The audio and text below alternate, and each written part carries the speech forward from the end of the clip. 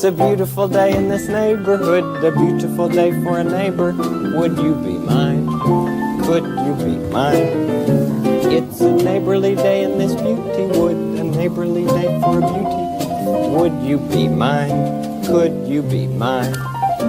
I have always wanted to have a neighbor just like you. I've always wanted to live in a neighborhood with you, so let's make the most of this beautiful day. Since we're together, we might as well say, Would you be mine? Could you be mine? Won't you be my neighbor? Won't you please? Won't you please? Please, won't you be my neighbor?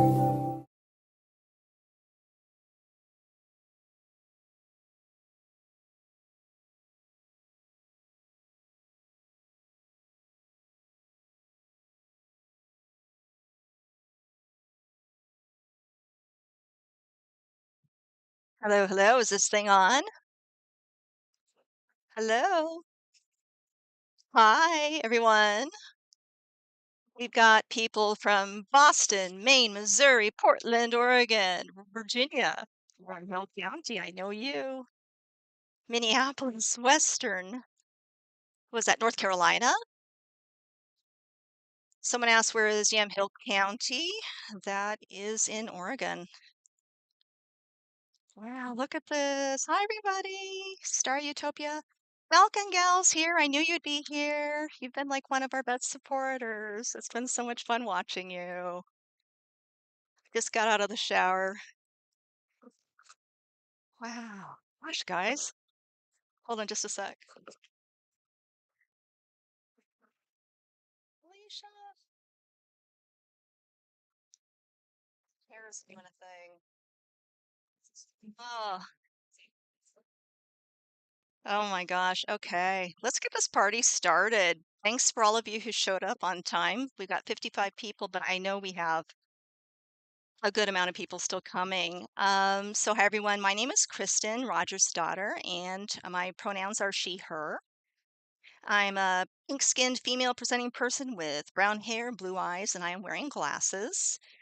You may sometimes hear a tiny Midwestern accent, North Dakotan, escape at times when I am speaking, although I have lived in Oregon since the early 70s.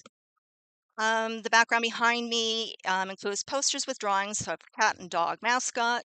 There we've got Meowmala and Pawjamas, our dog. And there's also a design of Tim Walz, including the word "oh" behind me. That's the one I drew for 6.5 hours. That's actually going to be one of our prize drawings. I'm going to be printing and including my signature, my autograph, I guess we'd call it. What's happening on my computer screen here? Hold on just a sec, guys. We are professionals. There is something that just keeps wanting to pop up on me here. Okay. See who else we have. Alicia's here. Hi, Alicia. Alicia has been helping out with our graphic design and a lot of things. We've had a whole team of people across the country helping us put this together. It has been so much fun meeting people. So let's get started. So today we have, did you want to announce yourself, Saba, or do you want me to tell the people about you? I have someone in the background here.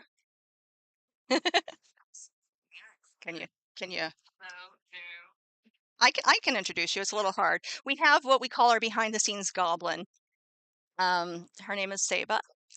And let's see, it says Saba, her pronouns are also she, her. As she says, I am also a pink-skinned, female-presenting person with brown hair, but my eyes are gray. I'm also wearing glasses, and I won't interact much this evening, but I wanted to say hi. So Saba and I are presenting and managing live stream tonight for the very first time. We are not YouTubers.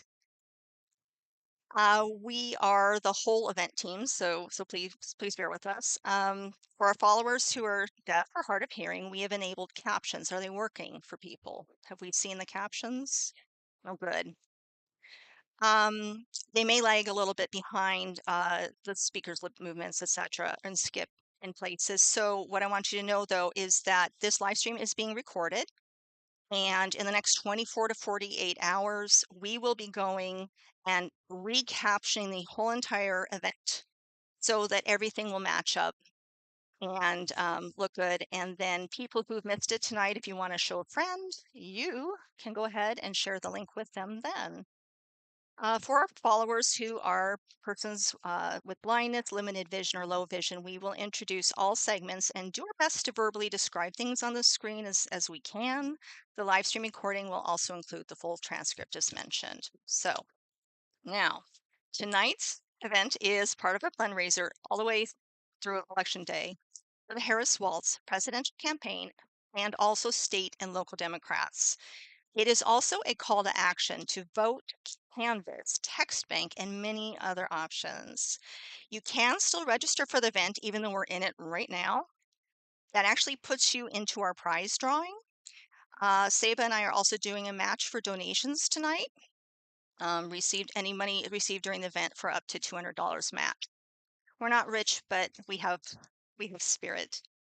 To kick things off, we're going to start something a little silly here as people are still joining us. We have a little video I'm going to show you. It's just how to build a blanket fort. And it was my first video editing project some weeks ago. And so I threw a bunch of cats in because cat people for Kamala, we know you're here.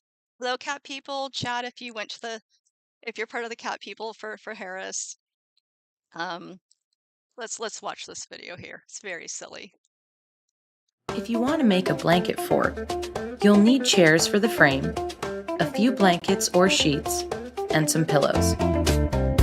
To get started, place the chairs in 2 rows with the backs facing inward.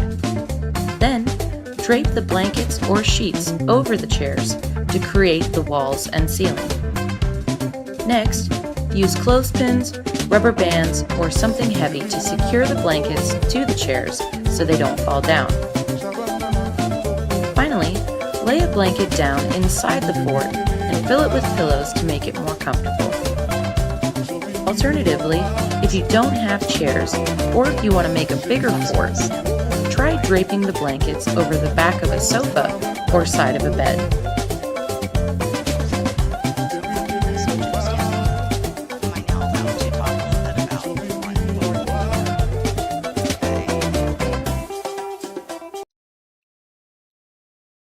Okay, I'm back. So I hope you enjoyed that silly little video. It kind of plays into our theme. We're all introverts. That's how we all found each other online. I'd done a not a tweet, a Threads post that for me went viral. It was like 80,000 views, where it basically talked about we wanted to get out of doing another one of the people for Harris calls, so we paid to get out of a Zoom. People said we'd pay to turn off, or pay $25 to turn off your camera, $50 to not say one fun fact about yourself, or $100 to get out of the Zoom entirely. So that's how this thing became a live stream. And just because we are introverts who, didn't want to maybe interact except in the chat, we want this to be a cozy, fun event for you. I promise I'm not going to talk too long, but I do want to explain one thing is we've called this a fundraiser, and it is. Kamala and Tim and all the way down ballot through all the local and state elections. We need to give Kamala the Congress she needs to work with. We all know this. And we desperately need to get them the money that they need, especially the local candidates who might be getting missed. Kamala and Tim are very famous, maybe not so somebody from a local district. So although this is a fundraiser, we know that a lot of you have sort of fundraising fatigue set in. You might not have the financial ability right now, or maybe don't get paid for 2 weeks. I do not want you to stress about spending money tonight that you don't have. Okay, that's the first thing I want you to know. Please donate if you can. Second thing is, oh, what was the second thing? Saba? No. The 3 things I'm talking about with our with the fundraiser. So we're not asking for money. Oh, the calls to action. Thank you. So the second thing is we will be doing some calls for action. Obviously, we know that introverts as well as extroverts obviously have been volunteering your time. If you've been volunteering your time, go ahead and put in the chat one. We'd love to see, like, what groups have you been volunteering with? Are you working with Indivisible? Have you been writing postcards with Vote Forward, etc.? We know that you guys have been spending your time volunteering, but we want to make sure that we do some calls to action and give you some ideas tonight, so that maybe if you've been sitting at home thinking, I can't I don't have time, or I can't leave the house, or I don't want to leave the house, we have some ideas for you. And if you have ideas along the way, a resource, shoot us an email, put it in the chat, comment on our Introverts for Dems threads account, and we'll see that. And we'll go ahead and put that all out on social media after we're all done. The third thing about this fundraiser tonight is this is our gift to you. We know you understand the assignment. We know you've given your money. We know you've volunteered your time.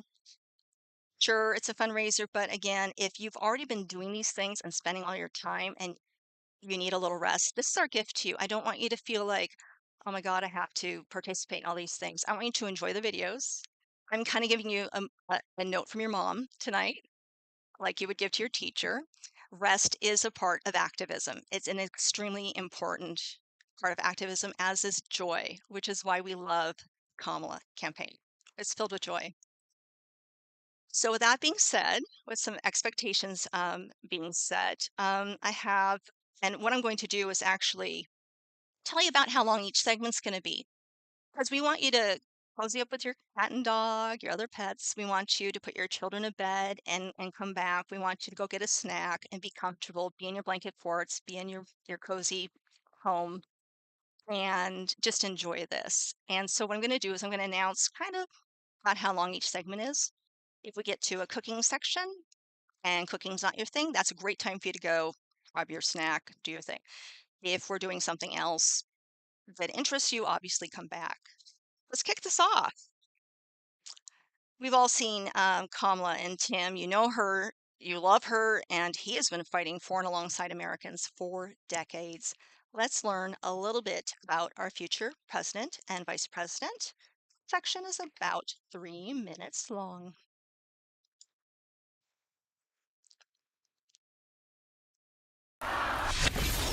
In this election, we each face a question.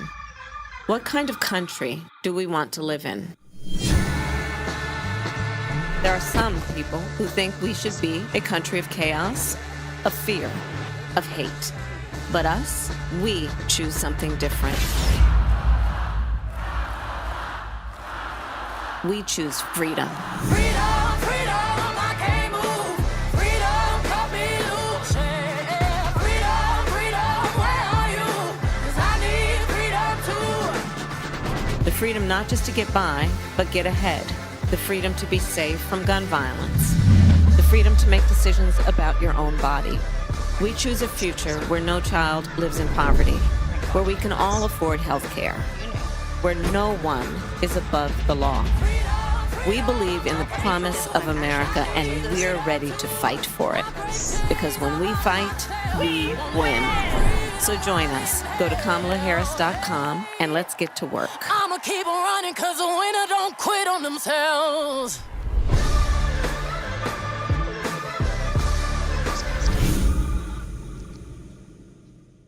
He had tiny captions, so I made it. Sometimes life is as much about the lessons you learn as the lessons you teach. When I grew up, community was a way of life. My high school class was 24 people. I was related to half of them. I learned to be generous towards my neighbors, compromise without compromising my values, and work for the common good. My dad was in the Army, and with his encouragement, I joined the Army National Guard when I was 17. I served for 24 years. I used my GI benefits to go to college and become a public school teacher. I coached football and taught social studies for 20 years. And I tried to teach my students what small-town Nebraska taught me: respect, compromise, service to country. And so when I went into government, that's what I carried with me. I worked with Republicans to pass an infrastructure bill, cut taxes for working families, signed paid leave into law. I codified abortion rights after Roe got overturned. Because I go to work for the common good. But enough about me. Let's talk about you. Because that's what this election is about. It's about your future. It's about your family. And Vice President Harris knows that. She too grew up in a middle-class family. She too goes to work every day, making sure families can not just get by, but get ahead. We believe in the promise of America, in those values I learned in Nebraska, and we're ready to fight for them. Because as Kamala Harris says, when we fight, we win.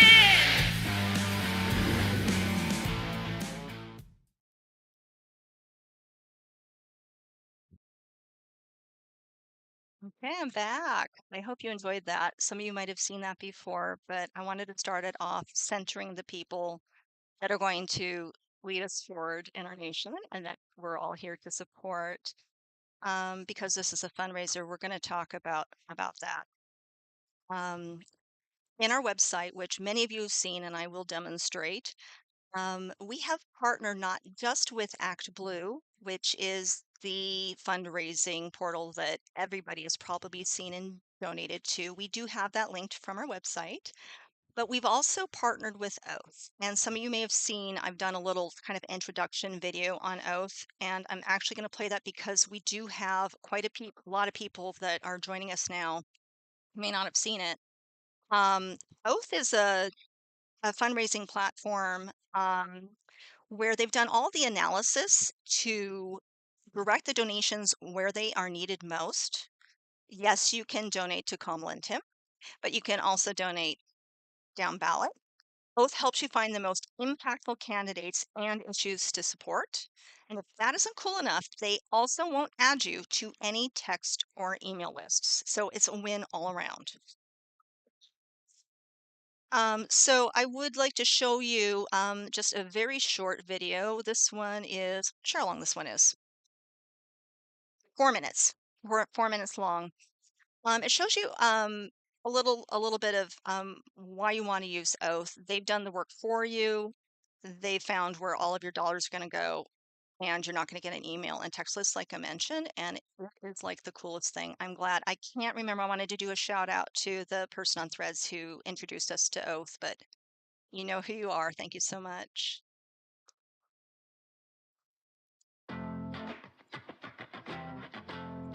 Hello, everyone. This is Kristen, the lead introvert from the Introverts for Dems online fundraiser. And what if I could show you a way to make donations to the candidates that need it absolutely the most, the best bang for your buck, and you're not going to get on any text or email spam lists? You probably would want to know more. So I'm going to turn you over here to a short message from Rainn Wilson, better known as Dwight Schrute from The Office, followed by a message from the CEO of our partner Oath, our fundraising platform. Madeline, please, please, please, I need you, Madeline, I need you to give to the Democrats $3 before midnight tonight, or this republic of ours will plunge straight to hell! It's called Oath. I'm so sick of getting these texts from candidates begging for $5 when they have no shot at winning. So I got together with my friend and built a platform where you can give to candidates who actually need your money, but without giving them your data so they can't spam you later.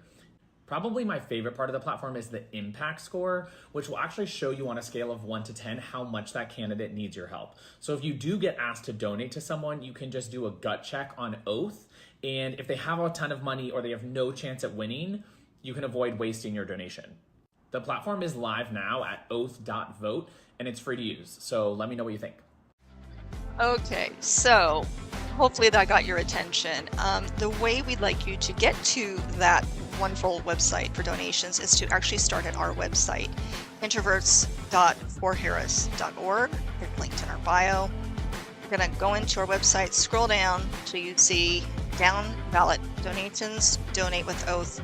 Click that button, and you're there. You can go ahead and just trust that they've used their algorithms and their analysis by their experts, and they've already found the candidates across the nation that need the most money right now to make a difference. And you can click donate now. Or you could deselect someone if you don't care for them, or you can even go to search candidates, and you have all these filters at the top. So something that really maybe matters to you the most might be holding the Senate. You click that, you get a new set of candidates. If you want to go to LGBTQ plus equality, you might go ahead and click that. You're going to get a set of candidates again that you can go ahead and donate now. So please always start at our website or this particular Oath page.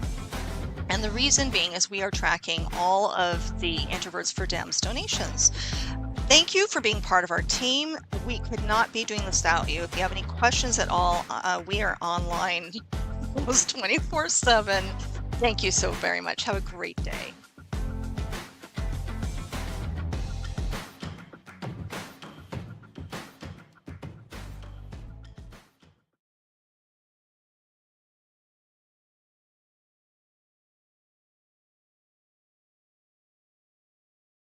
Okay. I hope that helps you to know where we'd like you to donate tonight. If you always just remember to start at introverts.forharris.org, you can go ahead and donate through that page at any time tonight and all the way up till we hit the end of the election season. So we do encourage you to do that. Maybe you want to do a donation tonight and just get it out of the way. Now would be a great time. My behind the scenes goblin is going to be watching as money comes in. And if you're watching this and you can think of somebody who might want to join tonight, maybe shoot them a text and say, hey, we're watching this thing right now, and see if we can get some more people. So next, piggybacking off of the idea that Oath gets the money to where we really need to get it to, I want to do a just 3-minute video. This is Janelle Bynum. It's the kind of candidate you support when you're donating through Oath. Janelle Bynum is running for Congress in Oregon, and she runs a family business for restaurants in her community.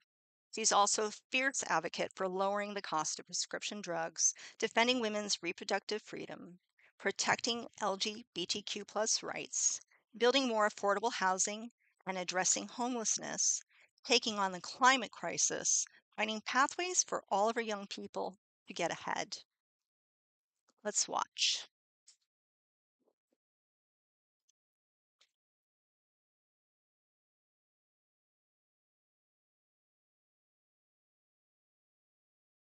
Can you hear Janelle yet?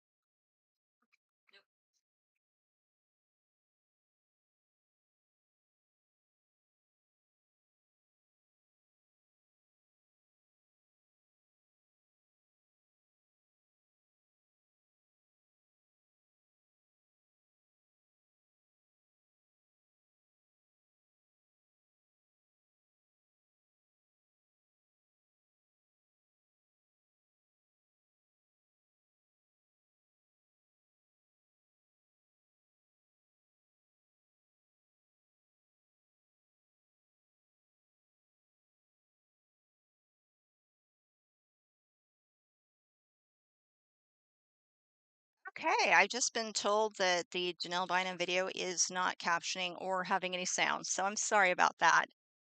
It was bound to happen at least once tonight. What I'm going to do, though, is anything that we need to follow up on after the fundraiser, we're going to post it in our socials. And so that's one I would love for people to see. And I would also love for you to share, like on Threads, other social media in this chat, like some of the people that you're supporting. I would love to know if you're supporting someone like Janelle's, I believe, in District 5 of Oregon. And I'd love to see who you are supporting locally in your states. So we're going to shift gears a little.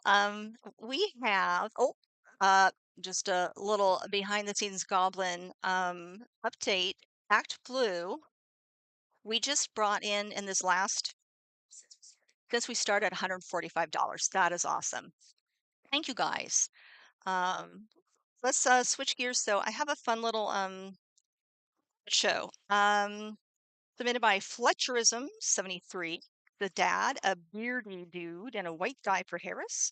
He lives in a hobbit hole somewhere in Oregon. He supports civil rights for everyone, no matter who they are, how they identify, or who they love.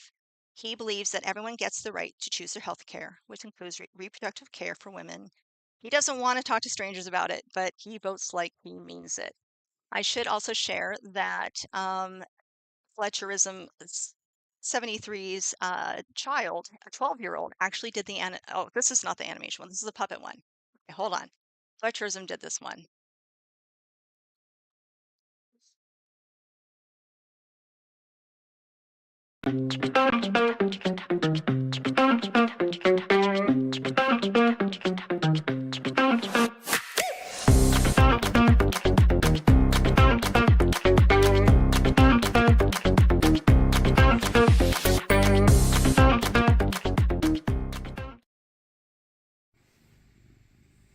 So hey, I'm Ben Vincent, retired plumber, and I'm trapped in the body of a boy puppet. It's a long story, but here's the deal. I was thinking about the election, and look, I don't want to shame anyone. People can do whatever they want as far as like, yeah, I don't know, you do you. wear whatever clothes and whatever makeup you want. But I will say this.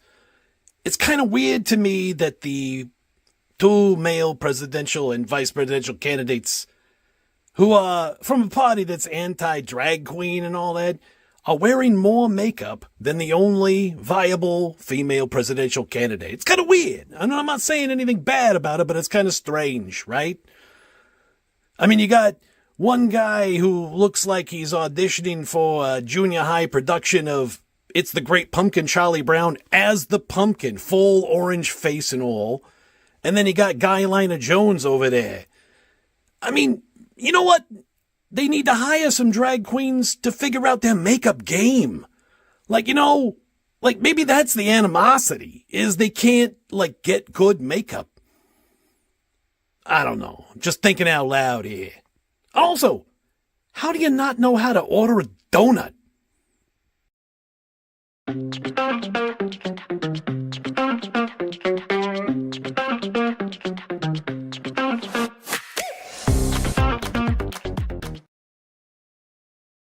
I hope that you can hear me okay. I've been told that I'm a little quiet. It is the best sound that I can get out of my microphone tonight for whatever reason. I will try to speak clearly. I hope you enjoyed the puppet show. I thought that was really cute. We're going to segue now straight into our hot dish bake along. This one is actually, I filmed with my sister Karen. It is oh boy, the Tim Walz turkey tater hot dish. Did I get that right? We filmed it in my kitchen. She did a great job. I know that some people actually did get the ingredients in advance, and we'll have the recipe listed for you later. And we tried it, and it is good. We did the vegetarian version as well. I'm going to go straight into that video. This one is 8 minutes and 30 seconds, so cooking's not your thing. Go check on the kids, walk the dog, come back. But please come back. We have so much for you.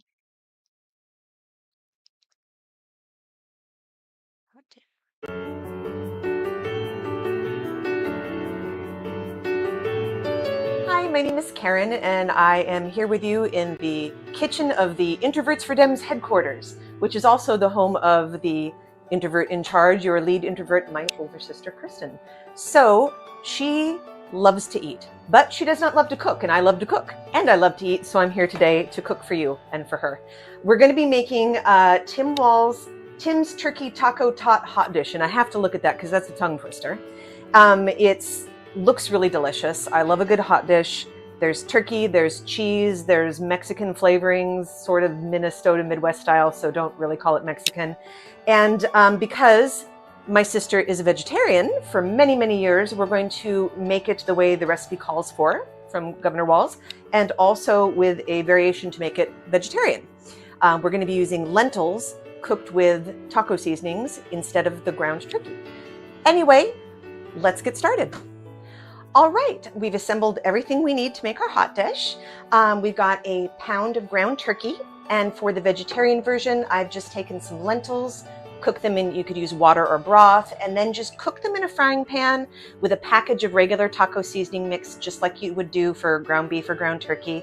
Flavors them great. They're an awesome substitution. We've got a red bell pepper, a medium yellow onion. We've got sour cream, black olives, a bottle of taco sauce, whatever size seems right to you. This is what seemed right to me. Doesn't really specify. An entire bag of frozen sweet corn, some diced green chilies chopped up. We've got 4 cups of shredded cheddar cheese. And the recipe calls for making a spice mix out of paprika, chili powder, onion powder, and garlic powder, which in my mind is basically taco seasoning. So I made life easy, and I just have some already premixed taco seasoning. Do it whichever way you want. And then, of course, the wonderful topping is going to be a bag of tater tots. At the end, there will be some garnishes, which are green onion, chopped tomato, and some shredded lettuce. You could also throw in some avocado if you wanted to be fancy. But I think that's everything, so let's just get cooking. So I hear that Tim Walz has won multiple contests for his recipes. Yeah, from what I understand, Al Franken was running a hot dish competition with some politicians to kind of, for goodwill and just fun. and he's won 3 separate years, I guess. And I don't know which year this won, but this hot dish was a winner. And there was another one that's even harder to say. It's the turkey trot tater tot hot dish. It's kind of got a Thanksgiving vibe to it. And then one just called the New Ulm, which I think is a town, and that's got like bratwurst and whatnot. But that one didn't seem like it would go vegetarian very easily. So I want to do this one today.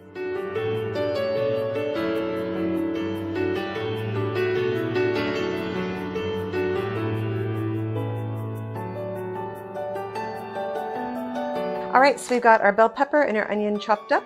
We're gonna go over this stove. We're gonna saute this for about 15 minutes in a little bit of olive oil.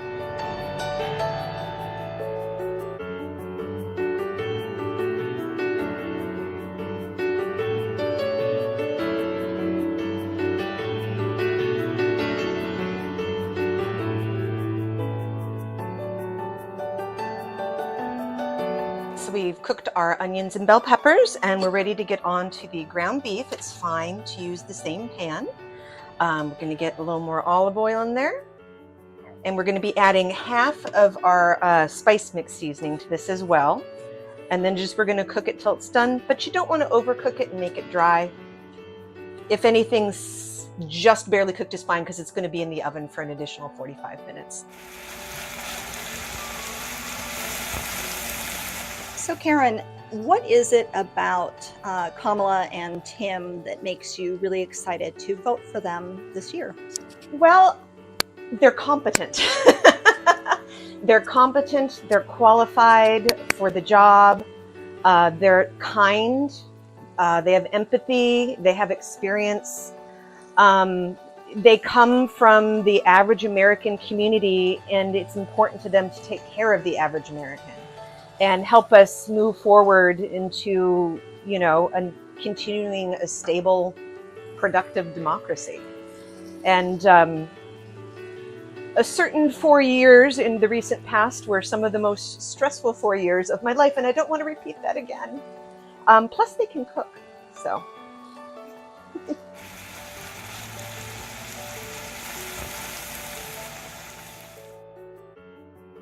We're ready to do our final assembly.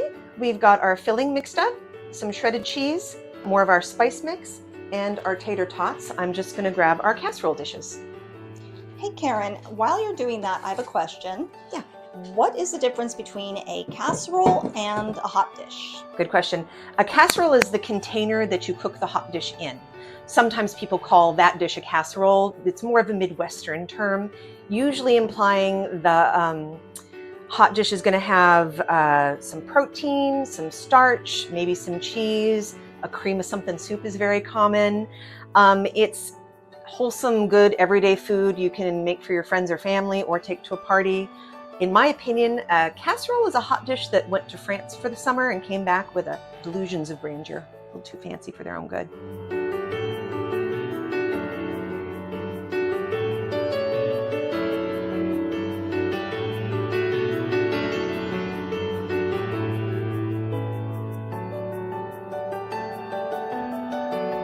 All right, we're gonna go ahead and put on our toppings. We're gonna sprinkle on some cheese, put on our tater tots, and then at the end, dust it all with the last of the taco seasoning mix. Don't have to make it super pretty, just get it on there. And right now would be a great time to consider maybe making a donation or checking out some of our merch. Seems like we have the exact amount of tater tots, which is kind of amazing. No tots left behind. If you were not dividing this in two, just use a regular 13x9 rectangular baking dish. So now we just add the last of our spices.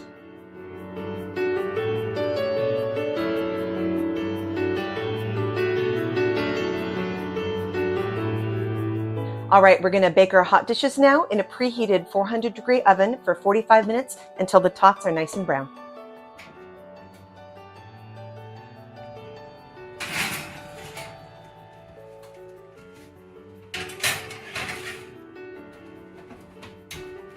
All right, we'll check on those in a little while. Back to you.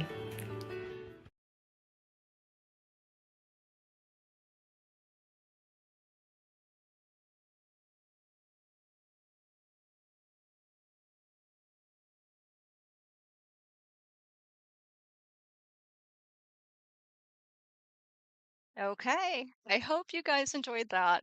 Um, we'll be checking in on the hot dish a little bit later.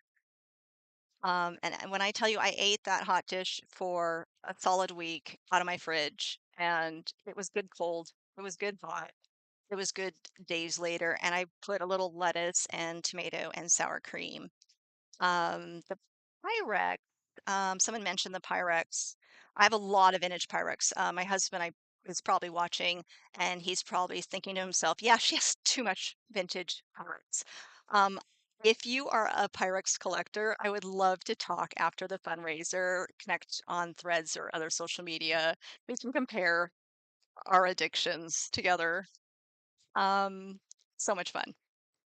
I want to now go into a different segment altogether and introduce a person that I have known and that the Goblin has known since our Twitter days back, I think like maybe around the time of the Women's March. So years and years and years. And her name is Melinda Beatty.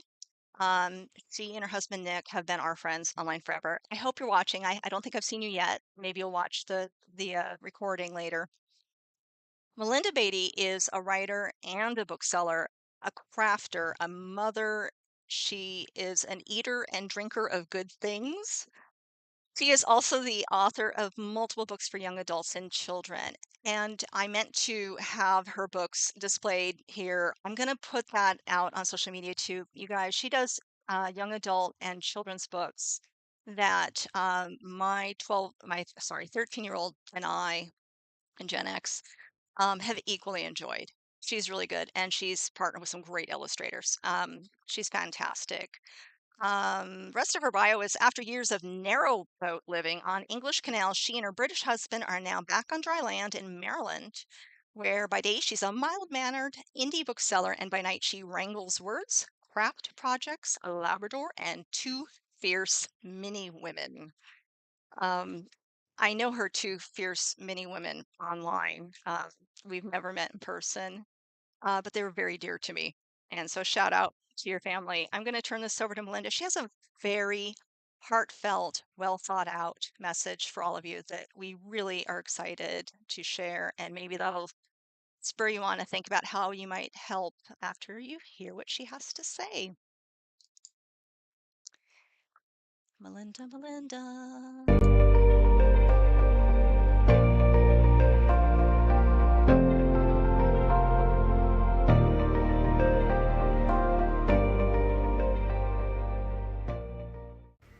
Hi, my name is Melinda Beatty, and I'm a children's author as well as an independent bookseller.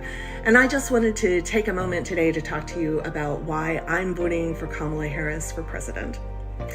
The right in the United States has made it very clear over the past 10 years or so that they don't have any time for democratic principles.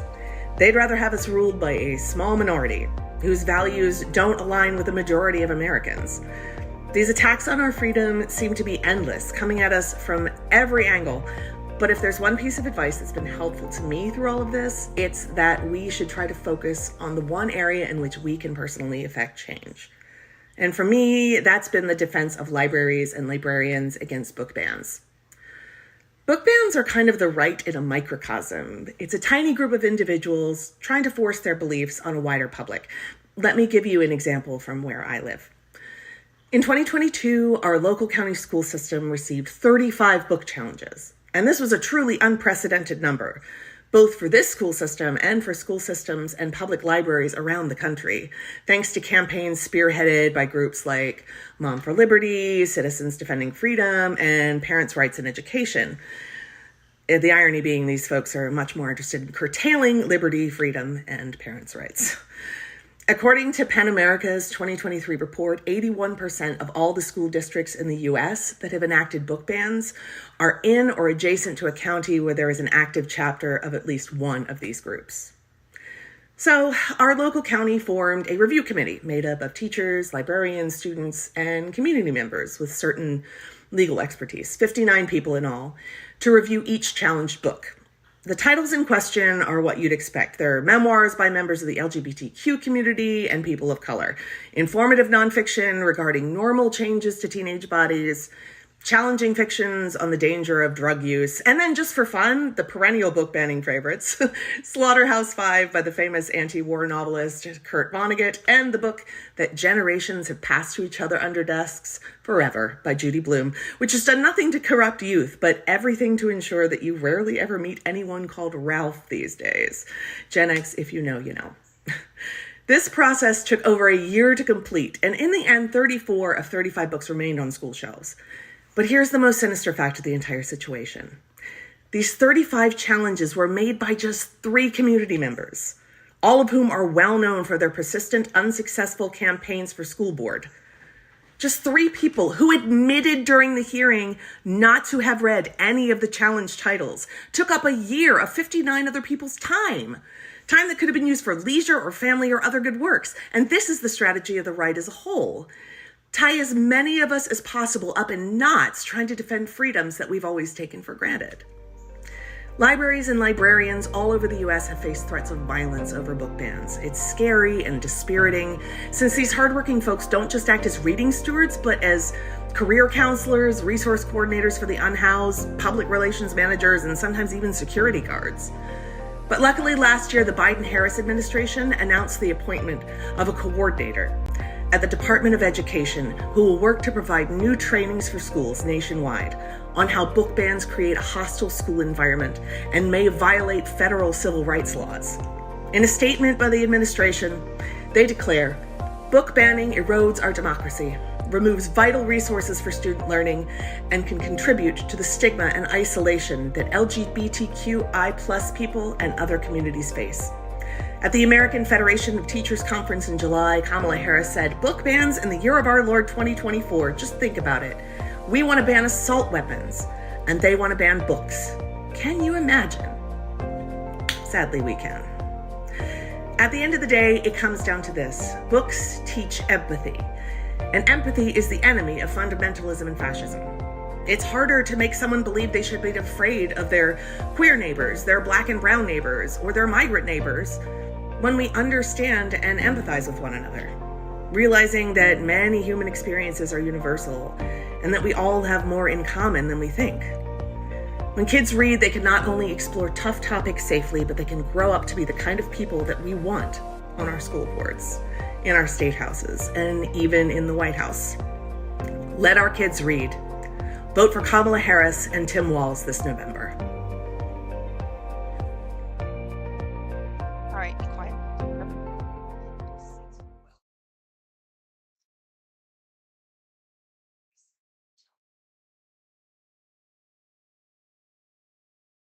Okay, we're back. I hope you enjoyed that as much as I did. It was very personal for me to have a friend like that, who is a writer, to really spend her time thinking uh, about what she wanted to say and get that message across. And all of us who have children in schools, we know that there's a lot of fights going on around the country to make sure librarians are protected, that our kids have the access to all of the literature that they need and should have. Um, and if any of you in the that are watching are a librarian or a bookseller or a writer, put that in the chat. We want to support you. We want to know if you're an author or if you have a friend, let us know. If you wrote something, we want to read it. If you've been fighting for your with your school board or um, to protect protections for children and librarians and books, let us know. My sister's school district went through that last year. They made the national news in a bad way. And we are just like what Melinda was saying, the amount of time and money and people and effort and lawyers, and it just went on and on and on. And all they wanted was to have open libraries for their school children and to be able to display posters and slogans and things that aren't political but are just free speech, good things. So let us know if you've been fighting the good fight on that. So that was um, very well thought out. And I want to bring some joy back in to our wonderful, joyful broadcast here. Oops, sorry. Okay, the behind the scenes goblin has just told me we have now raised tonight, just since we've been online, $745. So that's not with our match though yet, is it? So add another $200 to that the goblin and I are contributing, and that raises it up to $900. So almost $1,000 that we've raised so far. You guys, thank you so much. Thank you so much. Wow. Okay, thank you. Following up from Melinda Beatty and the idea of freedom of speech and protecting books and writers and authors, it is drag queen story time. I'm going to introduce to you Harmonica Sunbeam, which I love the name. She's a comedy queen, actress, musician, performer, and has been delighting audiences at nightclubs, cabarets, and fundraising events in the US and abroad for over 27 years. It's a lot of years. Miss Sunbeam showcases her unique ability to uplift, encourage, and engage children through the Drag Story Hour program, where drag queens read books to kids of all ages. This section is 6 minutes, 30 seconds. Don't go let your dog out during this part. It's just fun. It's cute. It's sweet. It's joyful. I laughed and enjoyed this so much. And I will post the entire video after the event. So without further ado, put your hands together for Harmonica Sunbeam. Hello. How is everyone doing? Oh, you guys are quiet. How's everyone doing? Welcome, welcome, welcome, welcome. I'm so happy to be here today. Is anybody 3 years old here? Okay, who else is 4? Oh, wow. Who's 5? Is anybody 6? How about 7? 8? This book is called Spoon. I love this book. You love this book? Awesome. Okay. So this is written by Amy Krauss Rosenthal. This is Spoon. Has everyone here used a spoon before? Okay.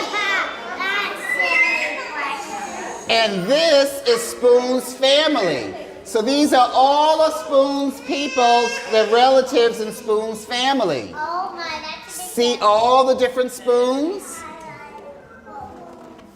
One Sunday, Spoon goes to visit his Aunt Silver. He has to be on his very best behavior. She's very fancy and proper. Goodbye, darling. Ta-ta. So this is his aunt. At bedtime, Spoon likes to hear the story about his adventurous great-grandmother who fell in love with a dish and ran off on an island. Has anyone heard the story about the dish ran away with the spoon?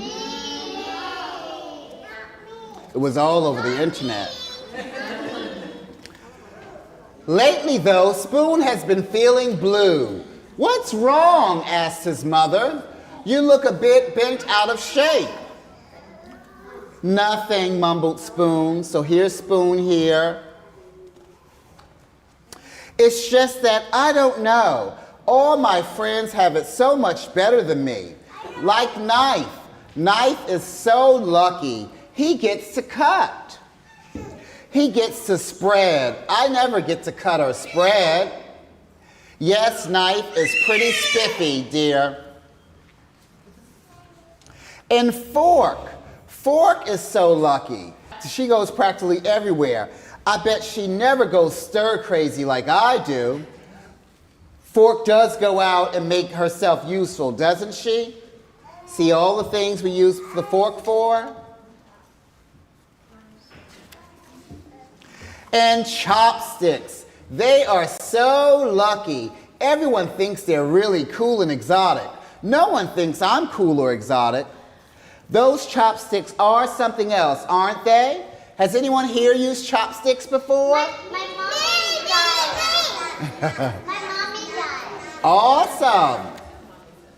Meanwhile, if only Spoon knew what friends were saying at that very minute. Spoon is so lucky, said Knife. He's so fun and easygoing. Everyone's so serious with me. No one's ever allowed to be silly with me like they are with Spoon. Spoon is so lucky, said Fork. He gets to measure stuff. No one ever does that with me. Because he's a knife. Spoon is so lucky, said Chopsticks. He can go places by himself. We could never function apart. That night, after bedtime stories, Spoon's mom turned off the lights, tucked him in bed, and said, "You know, Spoon, I wonder if you realize just how lucky you are. Your friends will never know the joy of diving headfirst into a bowl of ice cream." Who likes ice cream? They'll never know what it feels like to clink against the side of a cereal bowl. Who likes cereal? And they'll never be able to twirl around a mug or relax in a hot cup of tea. Who likes tea?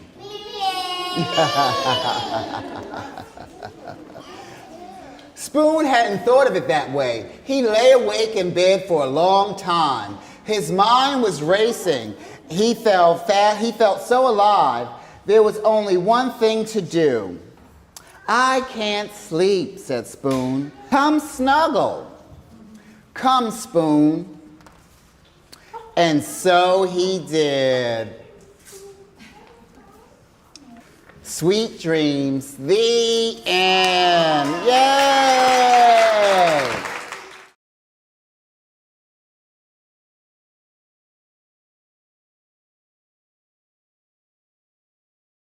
Okay, you guys, I hope you enjoyed that as much as I did. The goblin here is telling me that we do have drag queen story time in Portland, and I'm sure we'll get that information out to people if you're in the area. Hi from Oregon. I see some more people joining.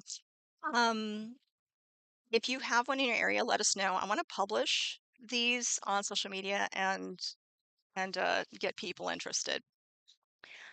We're gonna, we have another total. We've had an anonymous donation of $100, bringing our total to $845. That is so great. Thank you so much.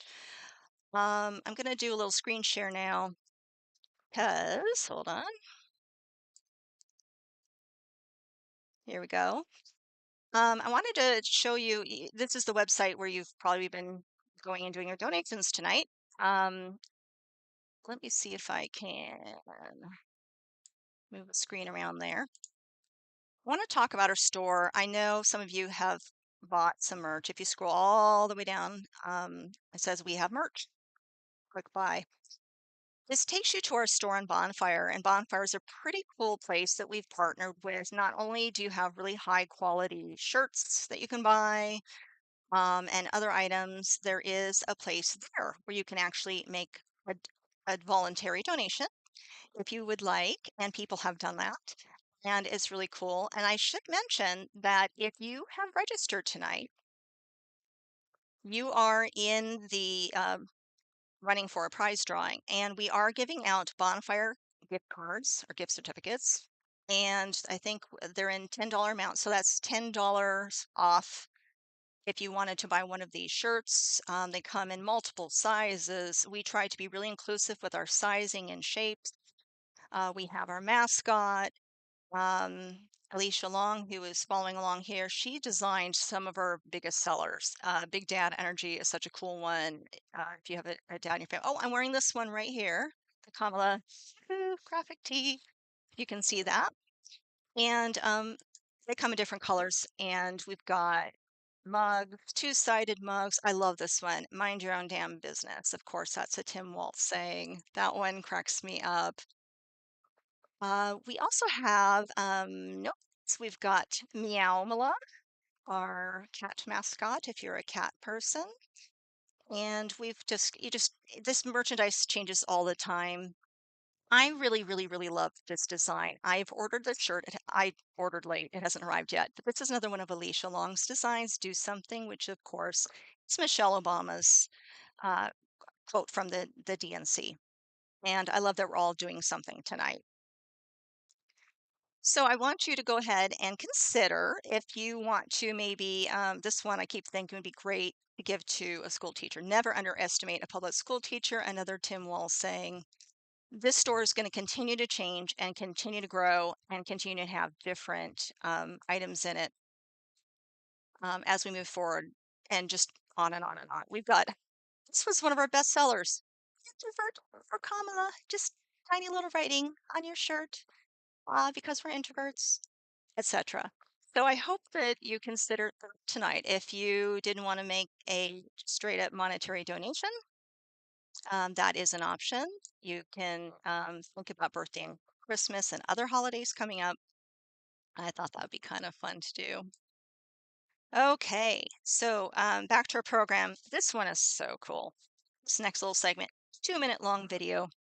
Don't run away from this. It's so cute. So Fletcherism 73 and Melonese, I believe is the other handle. They have a child named Graham who did an animation. Graham is 12 years old, and it's pretty darling. I'm going to play that for you now. I hope you really enjoy this one. Where is it?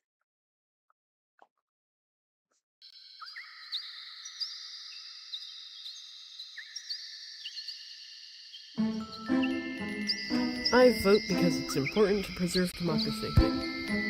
I vote to be a part of the process and get to have my say. I vote to support the causes that are important to me, like civil rights for everyone, equal access to health care, affordable housing, and the use of tax dollars to support the people of this country and not corporations. And I vote to ensure that Axl Rose never holds any office, wields political power. Okay, but seriously, voting is important to preserve democracy and support candidates who work to make things better for people. I promise I won't call you to talk about it, but if you don't vote, I'll think angry thoughts about it for a very, very long time.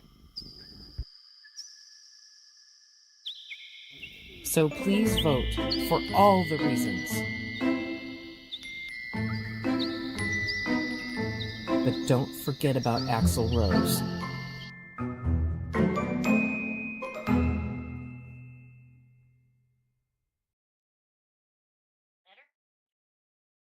Hi. Yes. Okay. That was really cute. I hope that Graham and their parents were watching that.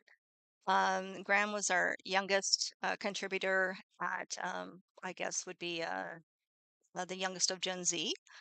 And we do actually have later on a silent generation contributor. So we have all the generations represented tonight. Hi, everybody. This next one, boy, I think I screamed when this one came in. This contribution. Yes, Goblin is telling me I did scream. I actually couldn't believe how cute this is. I don't know how many of you follow Honest to Betsy. That's Honest with the number 2. Betsy, we'll get that in the chat. She is fabulous, and I was following her for a year. She went super massive, I think, on like YouTube, TikTok, etc. Honest to Betsy is like this online persona of Kira Kovell. I hope I'm pronouncing that right. She's my buddy, and we never talked about her last name.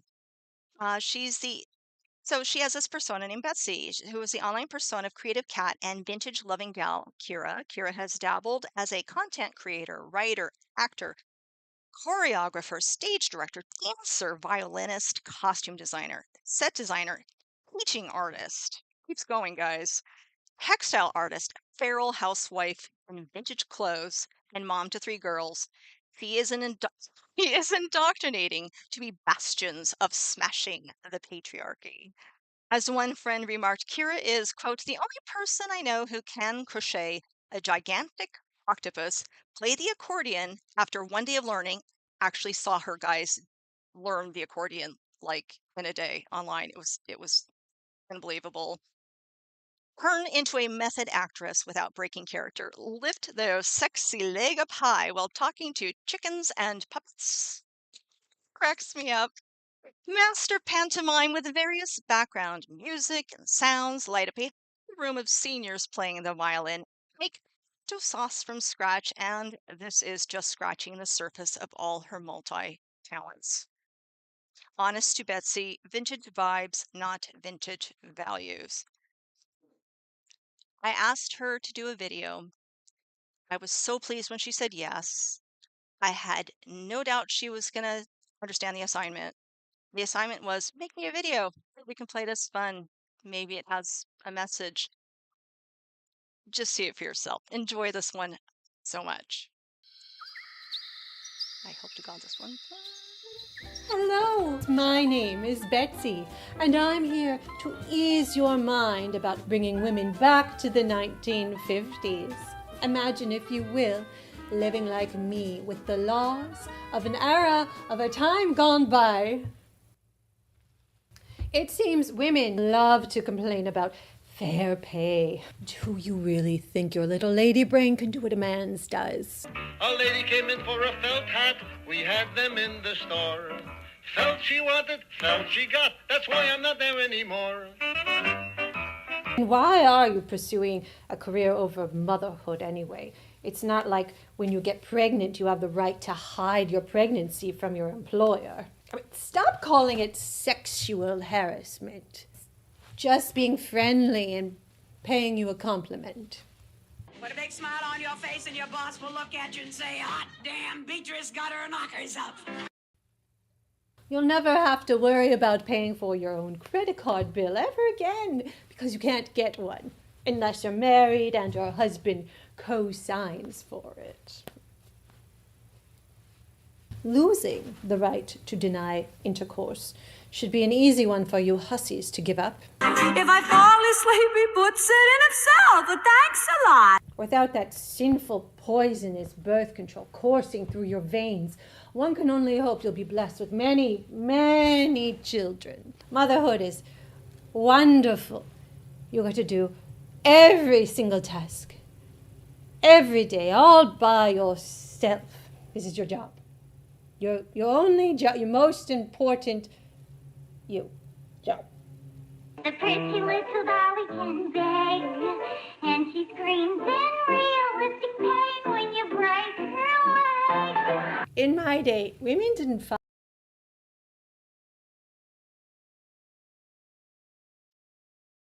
So we had a little glitch there on the one video that I was so excited to show everybody.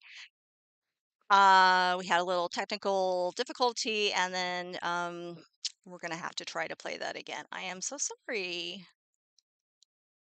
Aw. Here, if you're watching, we're gonna make sure everybody sees this. I'm gonna give it a minute, and we're gonna come back to it because I really want to try that one again.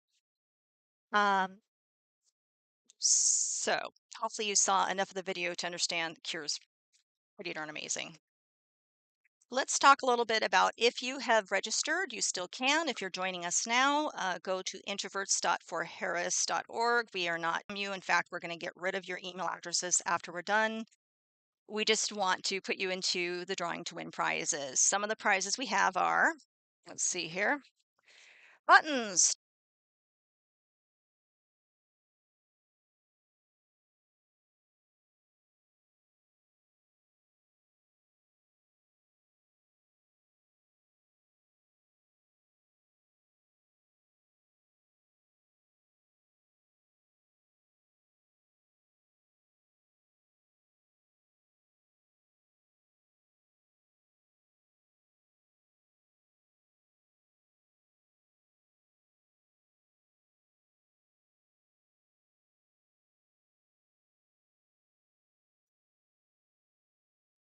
All right, we have restarted the stream. I'm got a delay of about 30 seconds when I speak to when you can all see and hear me.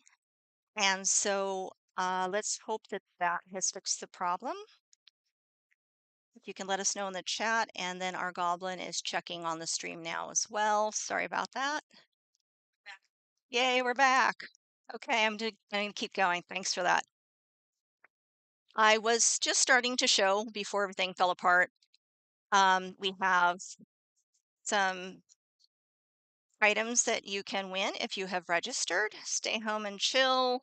Social distancing expert. I was social distancing before it was a thing, and if you can read this, you are too close. This is one of the prizes if you have registered. If you're joining us late, go to introverts.forharris.org. Go ahead and register. It's just for the winning the prizes. At this point, we have bonfire store, our merch, gift certificates that we're going to be giving out as prizes. We have those buttons, and we have, this is a really, really cool book. I hope you can see this. It's called A Guide to Midwestern Conversation by Taylor K. Phillips. It's so stinking cute. It's very funny too. How many people are from the Midwest, or at least if you're not there now, you came from the Midwest? We came from Fargo, North Dakota, and I cannot do the accent on demand. When I come home from family reunions in Bismarck, I have the accent for a full week, and I can't get rid of it. But I've lived in Oregon most of my life. I wanted to read just a brief little, this will tickle you if you're actually from the Midwest. A sample Midwestern menu.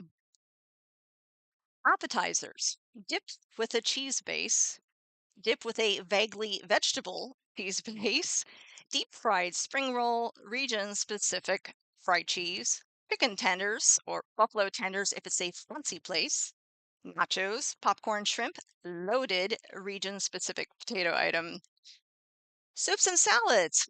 Soup of the day. One other soup, probably cheese-based. Caesar salad, add chicken $3, salmon $4, or blackened shrimp $13.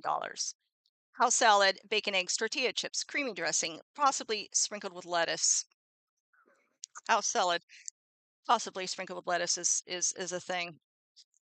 This book goes on about it. First of all, it goes through all the different kind of Midwestern states. It talks about some of the vernacular, the chit chat, small talk is people making forced conversations out of social obligation. Chit chat is Midwesterners making free flowing transitional conversation out of social obligation. Sounds a lot like introverts. So we get this. I appreciate you making the time. Translates to, I understand that you are the person doing the favor in this scenario, and I want to be as respectful of your time as a pizza place with a 30-minute delivery guarantee. Your thank you gift basket is already in the mail. Morning, everybody. How was the weekend? Translates to, I want us all to go around the table, break room, couch circle, and say how we spent our weekends. Who picked fruit? Who did nothing? Who went to that new place that half of us will pretend to have heard about and wants to tell us about what's pretty cute but a little overpriced, to be perfectly honest. I like this one. Great setup you got here. Means I like your office slash TV room slash kitchen and am actively working to identify areas for decorative improvements so that I can send you a relevant gift. I'm thinking a woodcut of your favorite city's skyline. You get the idea. There's got to be a place for salads and hot dishes in here. Jello salads.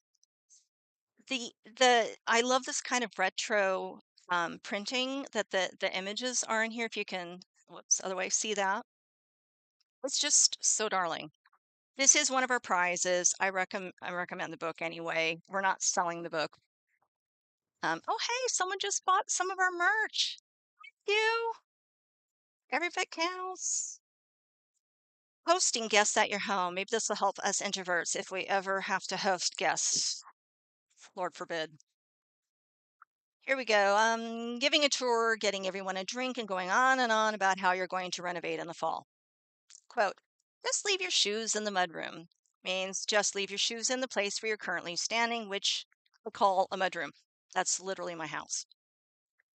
Just leave your shoes in the sunroom means just leave your shoes in the place where you're currently standing, which I call a sunroom. You get the humor here.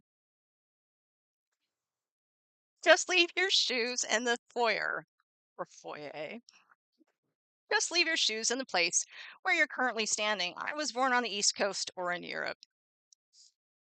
On or off, it's up to you. The house is getting cleaned tomorrow. I think you get the idea. Oh my gosh, they have charts of how cold it gets, weather.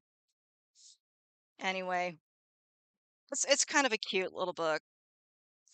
This is one of the prizes. All right, we're gonna move on. I'm gonna try Kira Kovell again, the Honest to Betsy one that was lagging because we seem to have a good stream right now. Let's see if we can go back to her. Hopefully it works this time. If it doesn't, I'm not gonna try a third time. I will make sure it's on socials, but everybody wish me luck.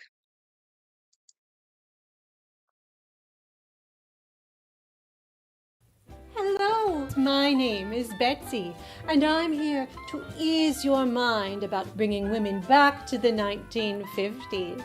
Imagine, if you will, living like me with the laws of an era of a time gone by.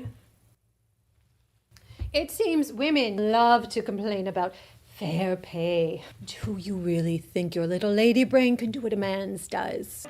A lady came in for a felt hat. We had them in the store.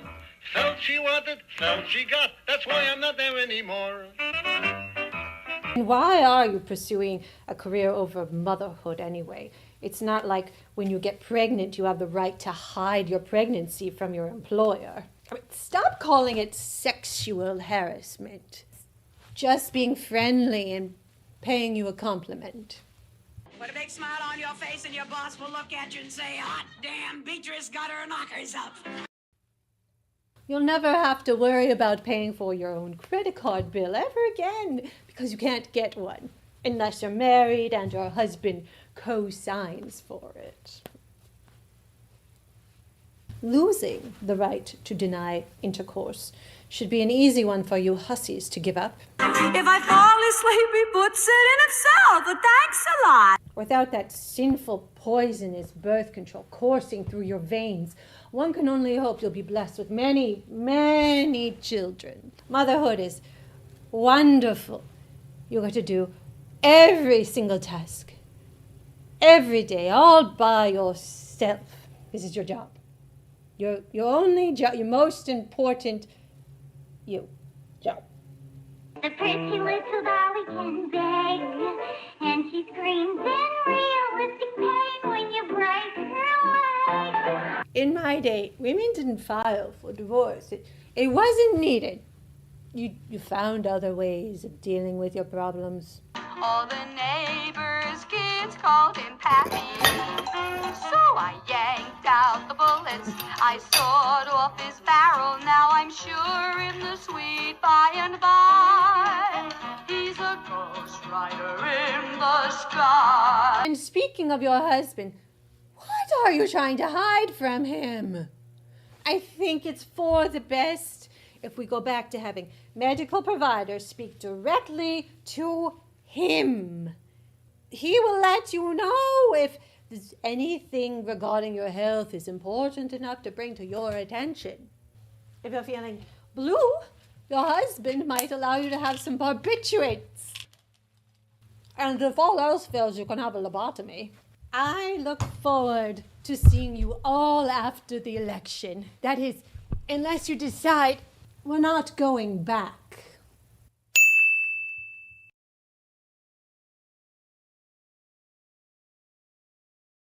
Okay, we're back. I hope you enjoy that as much as I did. It just tickles me to no end. The giant crocheted uterus at the end was crocheted by Kira. You should check out her recent post. She's so talented. She recently had a rip in her screen door at home, and she decided on a whim, let's just fix it. And she used like rainbow embroidery thread. You gotta go look at this thing.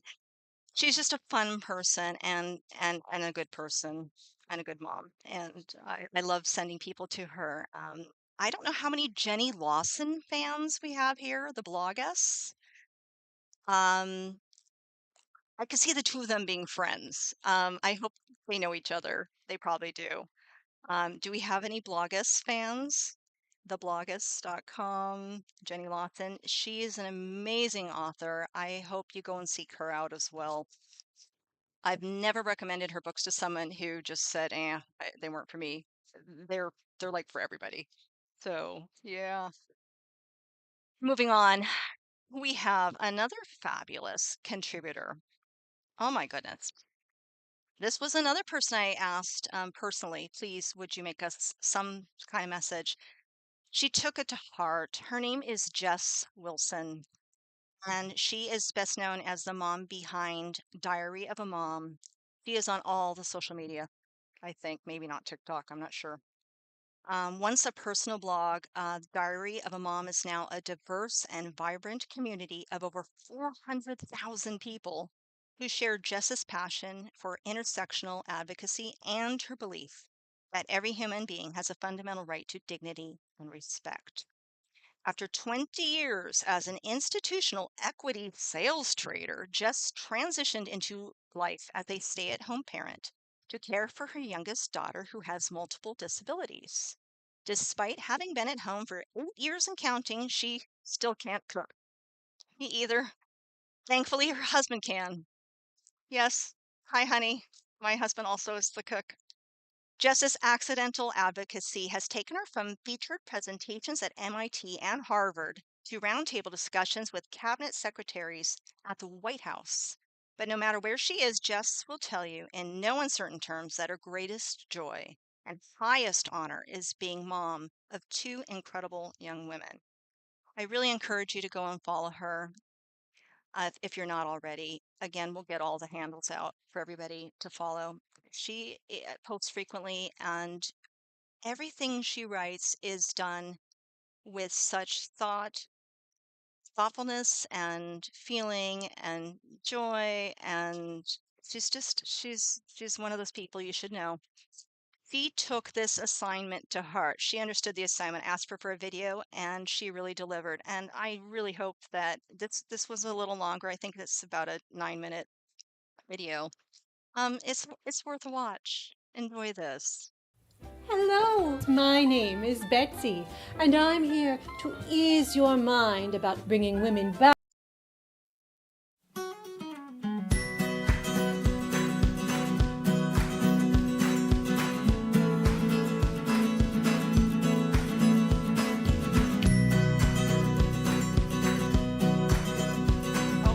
It's gonna come back though.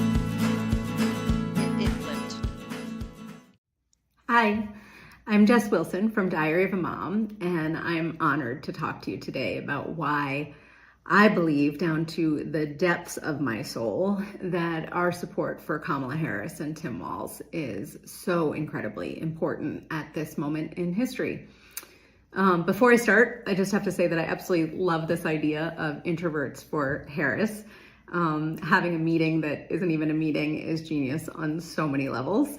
I'm actually an extroverted introvert or an introverted extrovert. I'm an ambivert. I don't know.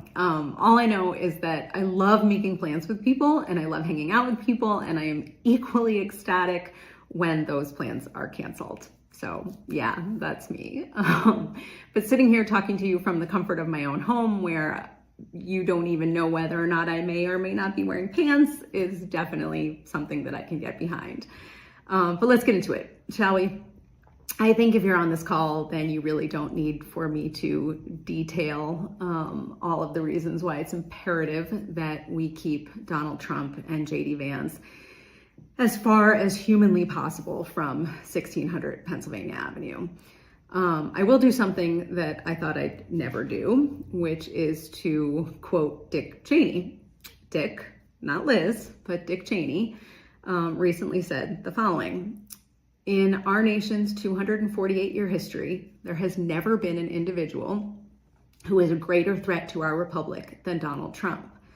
He tried to steal the last election using lies and violence to keep himself in power after the voters had rejected him. He can never be trusted with power again.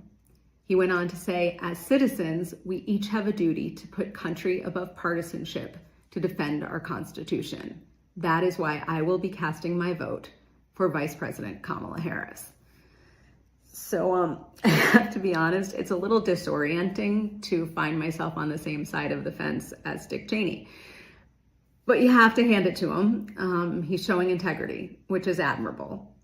Awkward, but admirable.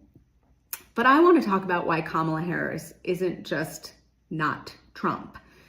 I want to talk about why she's a person for whom I will be proud to pull that lever in November. In the course of my advocacy work, I talk a lot about the need to excavate our own hidden biases. I would argue that in many ways, that excavation has never been more important than it is right now at this moment in history. We are being called upon to own our own shit, y'all. When we hear our peers say things like, she's unfit for office, or she's really just not qualified for the presidency, or she's only where she is because she was a DEI hire, or the former guy's recent accusation that she slept her way into her various roles over time, we need to excavate. That last one, dripping as it is with a very particular brand of toxic misogyny that is nauseatingly familiar to every woman that I know, is also the easiest to debunk. She was elected DA of San Francisco. She was elected and re-elected Attorney General of California. And she was elected US Senator. And dear God, that would have been an awful lot of people to have slept with to secure their votes. Who would have that kind of time? As for being a DEI hire or engaging in so-called identity politics, the irony of that accusation being leveled by folks whose identity continues to dominate, for the most part, politics and leadership at all levels in our country is not lost on me. But the concept of her being unfit for the job or unqualified is thornier. And I'm hearing it, frankly, from people in my own circle. And that's really disconcerting. And I think it's something that we really need to get into. Because the reality is that I cannot name another candidate for president that was ever more seasoned or more experienced or more qualified than Kamala Harris. Her resume is exemplary, from successful litigator to the whole chain that I just spoke about, from District Attorney of San Francisco to Attorney General of California to the United States Senate, where she sat on the Judiciary and Intelligence and Homeland Security committees. I mean, these are heavy-hitting committees, right? To Vice President of the United States. She has literally done everything except for the job itself. And yet folks are still calling her unqualified. So I ask, what mystical qualification is there that she could add to her resume that would make her more appropriately qualified for this job? And the reality is that there's no honest answer to that other than white and male. We need to own that. We need to push not only ourselves, but our peers to excavate our biases, and in so doing, to recognize our collective vulnerability to being manipulated into believing that this woman, who is 1,000 times more capable, more prepared, and more experienced than her current rival, could possibly be unqualified for the job. Nothing could be further from the reality. She's lived a life of public service. She's been part of a monumentally impactful administration. She is humane and caring and generous and diligent and tireless in her work ethic. Now, do I have points of disagreement with Kamala Harris? I do, and I think that's okay. A few years ago, I had the privilege of attending a talk with Angela Davis, who's amazing. And in that talk, she said, It's not always about choosing someone who will precisely represent us and our entire belief system as much as someone who will make space for us to do our work. She said, I vote for my own capacity to continue to lay the groundwork for radical change. So the question that she asked is, which candidate will be open to organizing and to creating space for radical progress? I'm not voting for the individual, she said, as much as I'm voting for the future. And she stopped for a minute, and then she said those words again. I'm voting for the future. Donald Trump and J.D. Vance are hell-bent on bringing us back in time. Kamala Harris and Tim Walz are looking forward, and they're helping us to create a better world for our children and for future generations. I choose to vote for the future. I choose Kamala Harris, and I hope that you will too.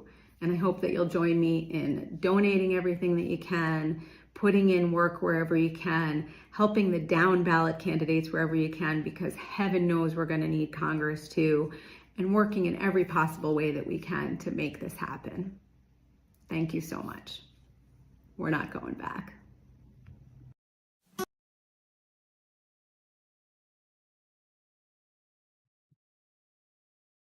Okay, I'm back. I hope you enjoyed that. It was so thoughtfully uh, written and spoken by Jess. Jess has also been a great supporter of this fundraiser. She has gone out of her way to advertise for us and get her followers interested in joining us tonight. And we know that because is an event for introverts, we know that introverts trying to get other introverts to show up to a live event and commit. It's one of those things that not every introvert can do. That's why this is recorded, and we have other follow-up um, things that, videos and social media that will be communicating with all of you and them if for people who didn't show up. But yeah, this is getting recorded, so we can share with people after the fact. But she really did a lot of advertising, so we appreciate Jess so very much for that. Um, I think it's been about 45 minutes since Karen put her hot dish in, so I think we better go check and see how the hot dish is coming along. For any of you who might be doing the hot dish make along, let's go check.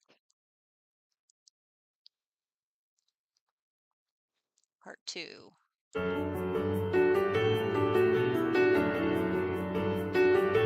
All right, let's see how we're doing. Almost there. I think we need a few more minutes just to get a bit crispier. So we'll put that back in there. Back to you. Okay, looking good. Guys, gotta try that recipe. So delicious. Very easy too. So next, kind of piggybacking off of what Jess Wilson was saying in her video. She's done a lot of advocacy and volunteer work and that sort of thing.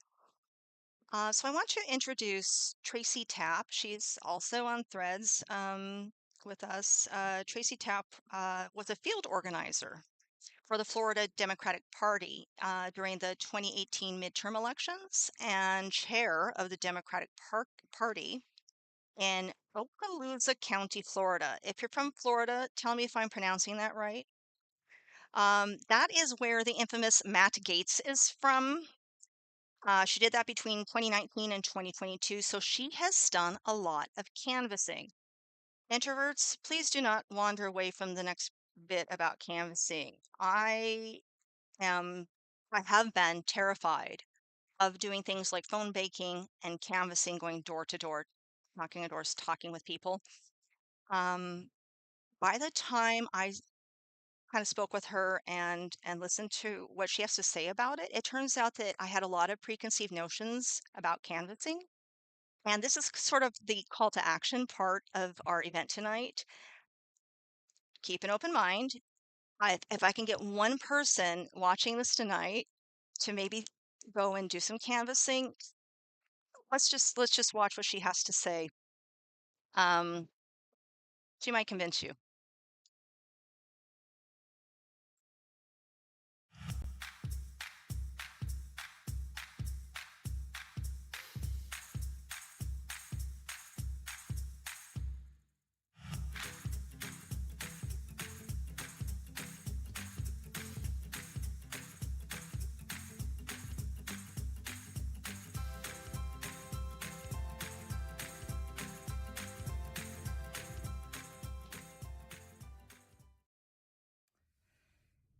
Introverts for Dems. My name is Tracy, and I'm an introvert, and I've done a ton of canvassing. So I just want to share a few things about how canvassing can work for introverts. So first of all, canvassing is the number one best absolute thing we can do to get out the vote. Meeting voters where they are, answering their questions, letting them know that you're a volunteer, you're a neighbor, you care about this, and you're out knocking doors. One really important thing to remember is you usually canvass in pairs. So get yourself paired up with somebody who's an extrovert, who's a little more talkative. Their job is to do the talking at the doors. Your job is to do kind of the backroom administrative work, figuring out where the next house that you're going to is, entering data in the app that you're likely to use when you canvass. And I want to let you know, usually if you're working to get out Dem voters, you're going to Dem doors. So you're not going to have people that are confrontational. If you do meet somebody who doesn't want to hear what you have to say, you say, thank you so much and have a great day. You move on to the next house. So bottom line, canvassing, great way to get out the vote, and you can make it work for yourself if you're an introvert. Go get them. When we fight, we win.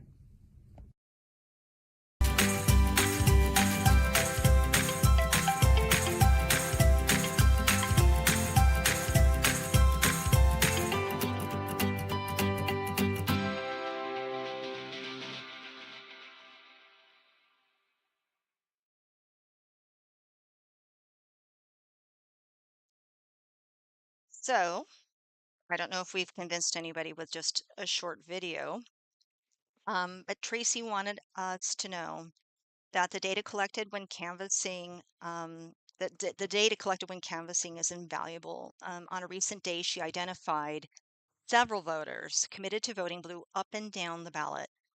All of that data goes into the app, so the organization knows who to contact closer to the election. They will talk to those voters about voting plans, early voting, making sure they know where their polling place is, and more. Tracy says canvassing truly gets Dem voters to the polls, which is what wins elections. Here's another name drop. If you're not following ECM, Elizabeth, I'm going to get her name wrong every time. ECM, that's how we know her on Threads and other social media. McLaughlin, Elizabeth McLaughlin. It's another person I recommend you follow. She is a lawyer, former prosecutor, state of New York. She has been talking us off the ledge about all of the Trump trials and what we should be worried about, what we shouldn't be worried about with that, with the elections, with misinformation. She's fabulous. She talks a lot about what Tracy just talked about, which is postcards are wonderful. Text banking, phone banking, all those things have their place as do donations, but a postcard coming to someone's house might remind a voter who's already planning to vote, oh yeah, let me check my registration, make sure it's all good. A postcard or a text or probably a phone call is probably not going to convince somebody on its own to go ahead and do the voting. That's what we need to do. The Goblin and I live in Oregon. We have vote by mail. We're incredibly lucky. It's so easy, so secure, and most of the country does not have that. So you have to convince people to get up and go to the polls and make a voting plan. And we'll talk about voting plans in a while.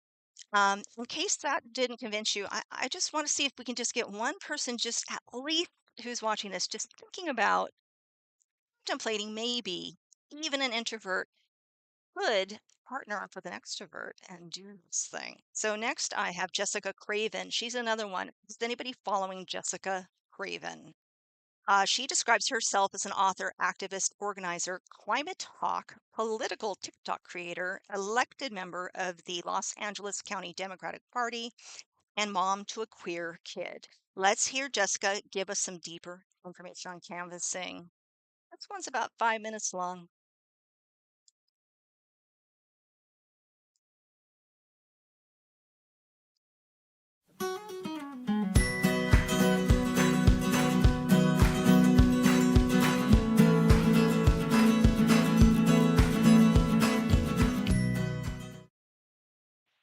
All right, let's talk about canvassing, knocking on doors. Why do we do it? What happens when we do it? And is it as awful as it sounds if you're someone who's never done it before?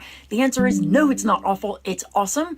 Let me tell you why we do it, what you can expect when you show up for your first shift, and some of the stuff you may worry about that you don't need to worry about. So the reason that we canvass or knock on doors is because it is the most effective form of voter turnout that we have. Other than talking to friends and family, that's relational organizing, and that is the gold standard.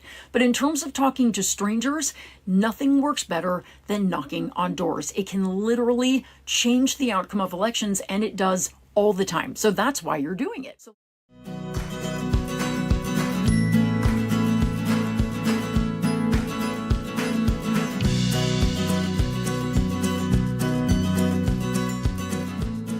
Let's say you've signed up for a canvas and it's your first time. What's it going to look like? Well, you're going to get to the place where they tell you to come, and you'll see a bunch of other people there too, and there will be tables with literature and snacks and sunscreen and stuff like that. They're going to get you to download an app where you're going to be getting your information about which doors you're going to knock on. Then someone from the campaign will do a training. Occasionally you'll get to meet the candidate themselves, and they'll also give you some lit or literature to give out. Now, we've talked about that app they're going to give you, and when you log in, you're going to see a list of your houses or apartments that you're going to be knocking on, and these are registered voters who are mostly going to be Democrats. You'll know their party, you'll know their name, their age, and all that stuff before you ever talk to them. These campaigns don't want to waste your time or their time. They want you talking to voters who at least stand a chance of supporting their candidate. So they're...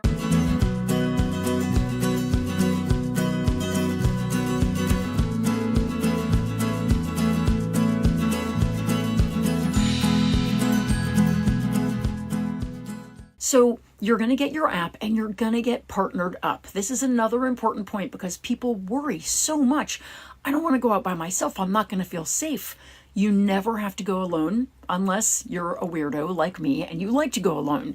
But most people are going to get partnered up, and if you're new to canvassing, they're going to put you with someone who's done it a bunch of times before. Another really important thing to know is that you are not expected to know a bunch of policy stuff. First of all, most people at the doors don't really want to talk about policy that much. You'll have some talking points that the campaign give you. In fact, you'll have a script, which I barely ever use, but you're mostly just going to be talking about general Democratic versus general Republican values, which most people kind of know.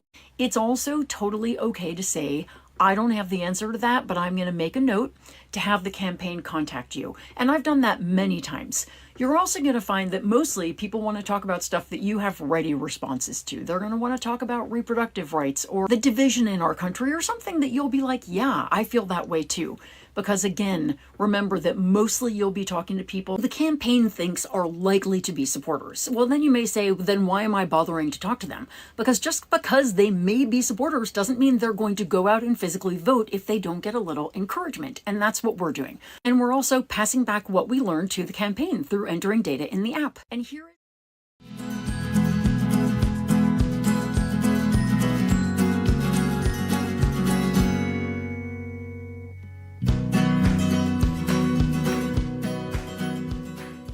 And here is the final thing I want to tell you, is that canvassing is outside of the comfort zone for most people. I know it was for me when I first started going. It's really scary. And yet when you go, at least in my experience, and I've done this probably literally hundreds of times, I have found it to be a delightful, human, beautiful experience. I have gone to all different kinds of neighborhoods. I've seen people's gardens. I've met their pets. I've met their children. And almost without exception, people are not mean at the doors. They may not answer their doors. They may talk to you through a Ring camera, but they're not mean. And sometimes they are so unbelievably nice and appreciative and happy that you've come. I've had all kinds of experiences that were memorable and beautiful. Knocking doors is a deeply humanizing and community-based experience. You are going to love it. Go and try it one time. You might find you like it so much that you'll want to do it again. And thank you for everything you're doing to help us save our country.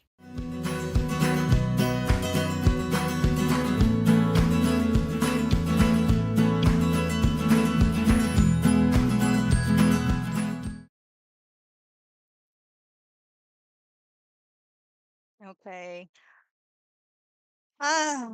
Raise your hand if you're thinking maybe it doesn't sound so bad. Um, did it?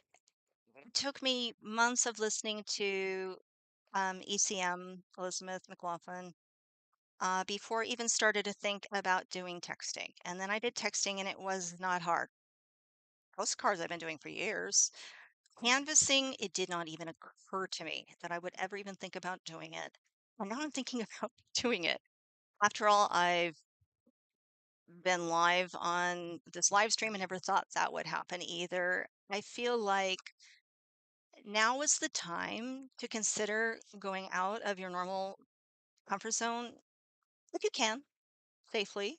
Because, I don't want to be grim. I want to go into the joy of tonight and Kamala's campaign and center that. But I'd rather be speaking up now and speaking to my neighbors or the pharmacist, or like the other day, I was just in line at Dutch Bros, one of our coffee companies, and I just said, "Hey, register to vote." The lady was like, "Yeah," she was excited. It wasn't hard, and I'm just not used to doing it. So I am thinking about canvassing. I just think that I'd rather have my voice heard now and know that I've done everything I can now, rather than, God forbid, we get into an authoritarian Project 2025 Trump-led dystopian future. I would rather not have to speak up then for my rights and to be fighting. And I don't think it's going to happen. I think Kamala's going to win. But just think about, like, are you considering the things that you can do that might be slightly out of your comfort zone? That's all I'm going to talk about with canvassing, because I know we're all introverts and this is an uncomfortable thing for a lot of us to hear. If you do decide later, even if it's weeks later, shoot us an email or let me know on social media, because that'd be so cool if I just encouraged one of you to do it. I think I'm going to try. My husband's watching this going, "Oh, we're going to lose Kristen again, just more time," but that's okay. It's what we do. Okay, we have another exclusive video. Does anybody here follow the Bear in the Woods? Bear is one of those, oh, she's great. A lot of accounts have started on social media as the funny, ridiculous, weird things that happen with JD Vance and Trump and their people. And there was a thing that went around the internet that said, someone asked the question, if you were a woman walking through the forest, would you rather meet a bear or a strange man? And almost without exception, women answered they would rather meet with a bear. If you're not sure why, think about it a little. Talk with us after the event. The Bear in the Woods, she's a great person. She's got a big following. She's in New York City. She's a bear. She did a little thing on voting, and there is our one celebrity cameo. Blink and you'll miss it. Watch this next 2 minutes closely. You're going to see our one celebrity cameo who actually did speak for our event.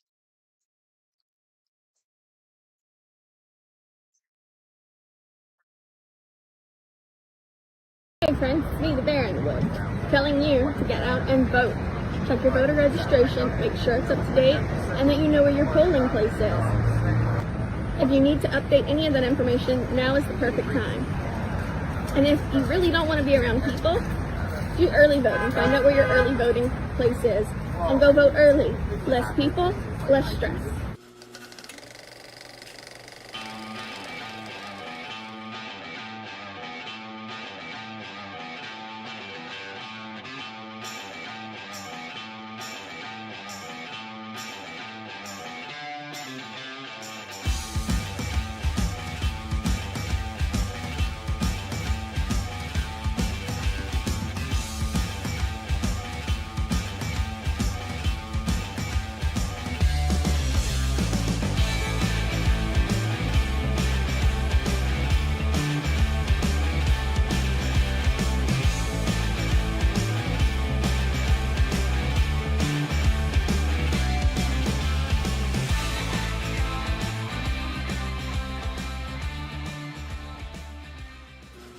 It's the Bear in the Woods, and I'm with Kelly Geddes with a very important message. Go vote!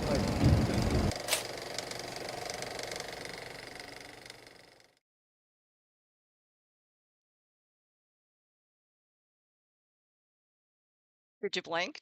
Did you miss it?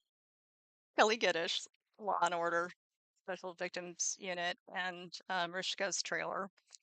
Yeah, the bear was going to the gym and they were filming apparently next to the gym. And Bear waited for quite a while to get through security. I think she might have talked a little bit on her account. It was quite a day. We were texting back and forth and I was following along and it was just really a lot of fun. So thank you, Bear, for standing there and getting us our little celebrity cameo. That was so sweet of you to do. Please follow the Bear in the Woods. He's a really great person. I think though we need to go and check on Karen and the hot dish. I think it must be out of the oven by now. Oh my gosh, let's go see if it's burned up.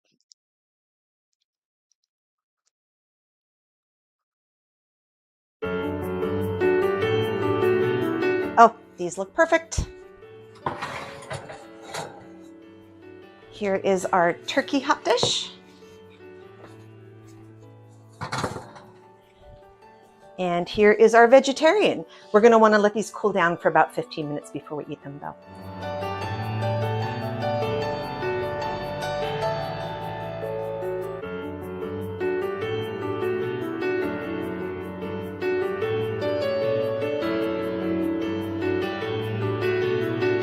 Really, the only word for it is...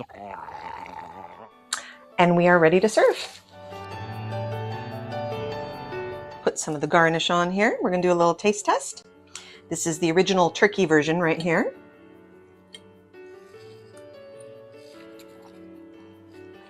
I actually really like that a lot. The potatoes are crispy.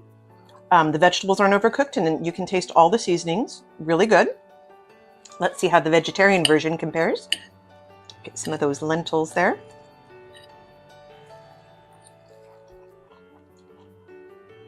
It tastes almost exactly the same. Definitely recommend that as a vegetarian option. Thanks so much for cooking with me today.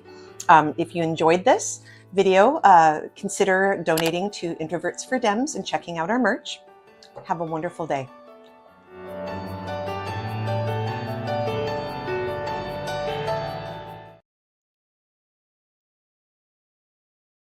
Okay.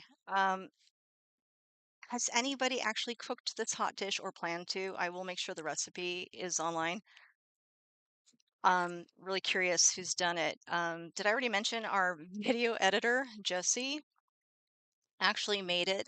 He's he's a volunteer for Creatives for Harris, a group we partnered with, who's partnered with all these affinity groups for Harris.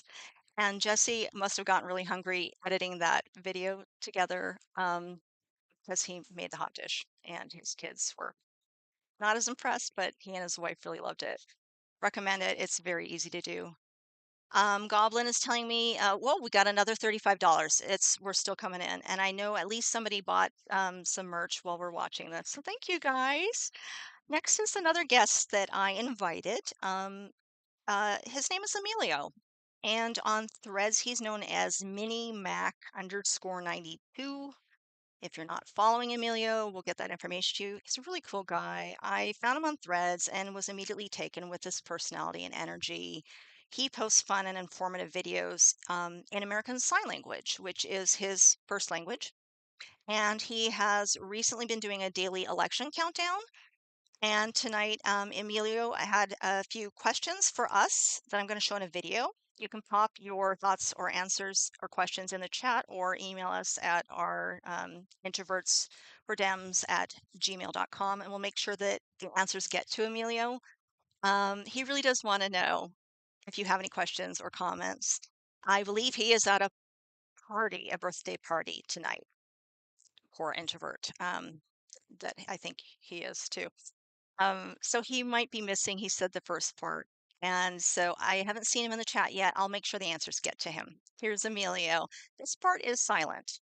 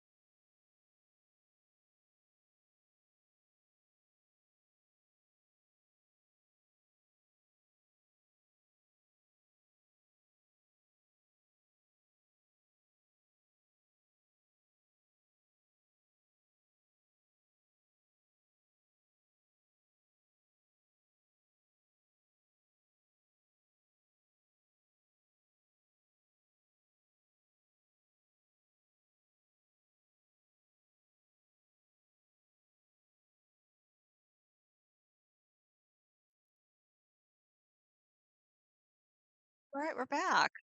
I hope that if you're not following Emilio, you go and find him on Threads. He's very active on there multiple times a day, I find. Just a really, really nice guy. Coming up, we have a few more things, and we're gonna look at some pets that people, it's an introvert thing. We want to see your pets. People sent in pets. That's still coming. We're gonna do a little segment next where I interviewed my mother. If you follow me on Threads, I probably my most popular thread was a post about my then 83-year-old mother. She's now 84. It got a lot of comments, and people all said, "Oh my gosh, we want to meet your mother." So I did an interview. We've got that coming up. We also have a lovely cooking video from Alicia Long coming up. We have a video from Saba, our goblin. And then after that, if you're following Anna Zarves, I hope I'm saying this right, Zarves, Anna Zarves, she's got a good following too on Threads, and she's amazing, and she wrote something, and that's coming up. And then we're going to do some pets. The money is still coming in, guys. You guys are doing good. Maybe text a friend and say, we're watching this. Do you want to watch together? Maybe get a few more people in. Okay, so let's watch my mother. You guys, I hope you like this. This one is about 8 minutes long.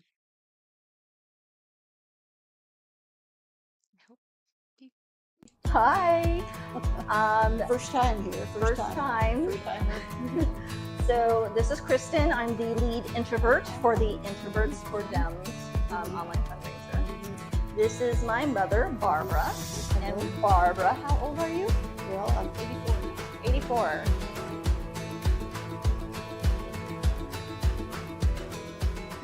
Okay, so Mom, I made a post on Threads, which I think you understand is kind of like Twitter was. You've explained it. So I'm reading it. So it says, I drove my 83-year-old mother to the grocery store because she just needed one thing.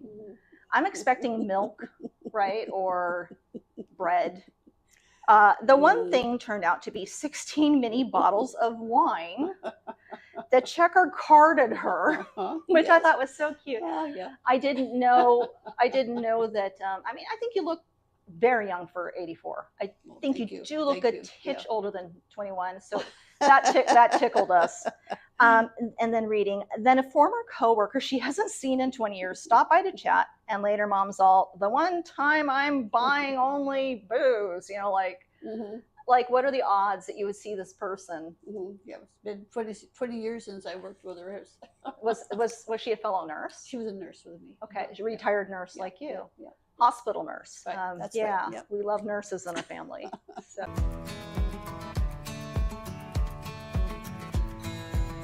Let me ask you, there's kind of a theory online, a stereotype that boomers, or in your case, silent generation, get their news from Fox, and you're all very politically conservative, and you don't like gay people, and there's just this stereotype. So where do you get your news? Have you ever even watched Fox News? Well, I feel like I should be able to get an idea of what quote unquote other people are thinking. I watch, can I say who I watch? Yeah, I watch Rachel Maddow and Lawrence O'Donnell. Love them very much. Oh, Lawrence O'Donnell, yeah. Morning Joe, that sort of thing. And so I'm very aware that they say that people on quote unquote, I hate it, but both sides of the political spectrum, they stay tuned to what feeds their preordained knowledge of politics. So I tried to watch Fox because I thought I should be aware, but I just couldn't watch it because it's hard. I couldn't talk to them to give them my opinion. Right. And it was too much.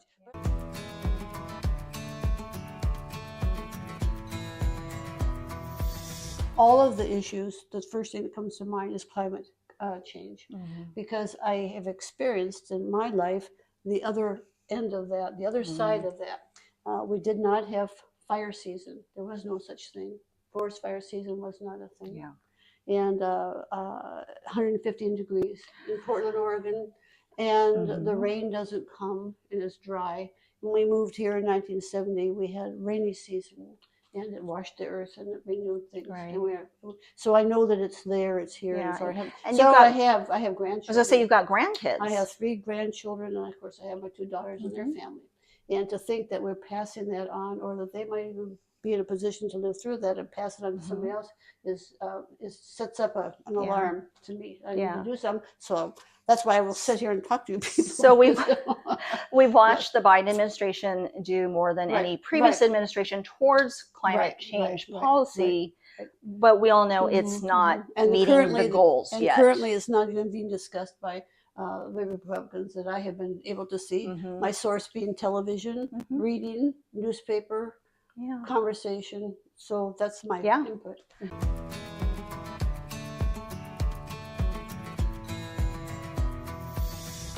What are your thoughts about Kamala versus Trump and the way Trump would like to lead our nation versus the way Kamala's going forward? Well, Trump's side of things and how he influences the world is he's not interested in the rule of law, and the rule of law does not apply to him, and that is going to affect everything that we do from here on out in every respect. I get so frustrated because nothing ever happens to correct that. It's right in your face, but there should be.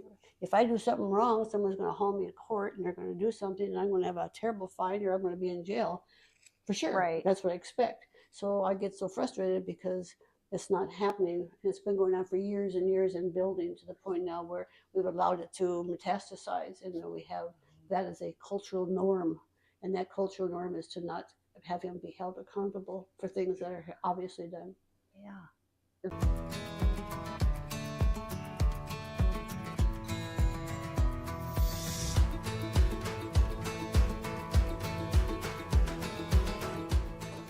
So you never burned your bra. Were you ever arrested? No, no. I was busy in school. I was busy in school. Busy. You were busy in school. Nursing school was a lot. Did you watch the moon landing? I did. I have one quick story about that. Yeah. I was born in 1940. My grandfather sat me down. We were talking when I was in my 20s, and he described that in his lifetime, his, not mine, he was born before cars, before airplanes, before radio, before television, and he lived to see the man on the moon. Oh my gosh. One lifetime. And you ask about change? Yeah. We just wanted to show the mini bottles of wine that Mom bought. These are very tiny. That's where I came in. You said you've had maybe part of one. I did. Part Okay. of one. Well, let's toast to the audience, to the fundraiser, to Kamala and Tim, to the Dem ballot, all the way down from local elections, state elections, all the way to the top. And cheers. Cheers, Kamala. We did good. We did good. We did good. You did good. You helped me. I feel good. I got my voice. I'm taking these. You can take.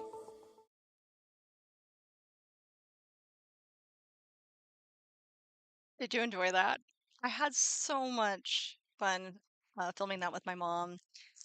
She did not know what she was going to say, and she was a little nervous about it at first. And then I'm like, just talking like you're talking to me, and she did so good.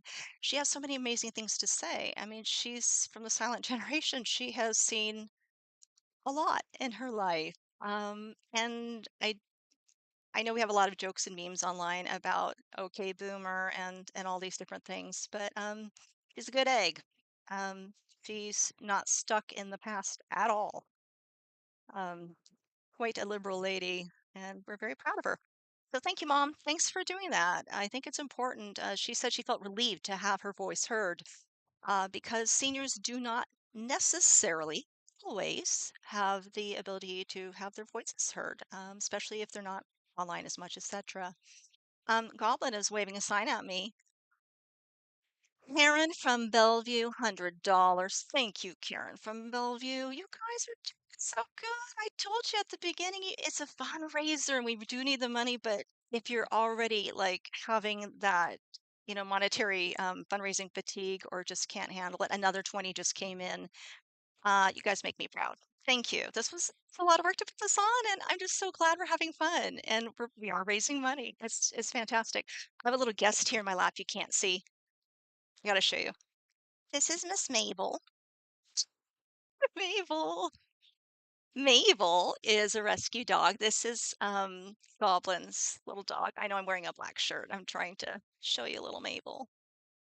We knew that we needed pets involved in our little oh, she's so sweet. We knew we needed cats and dogs in our Introverts event because we all love her so much. Can only see Miss Mabel. Yeah, she's a love. She's sitting in my lap now for a little bit. She is the most introverted of dogs, but very friendly. All right then. So moving on, we have a lovely segment by Alicia Long. Alicia's been in the chat, I believe, this entire time. She's done a cooking video, and she was actually in, I think we were inspired just talking about like Kamala. Kamala Harris is a big cook. In fact, I'm gonna just see if I can find something real quick. Hold on. I don't know if I've got it. I don't know if I've got it straight up.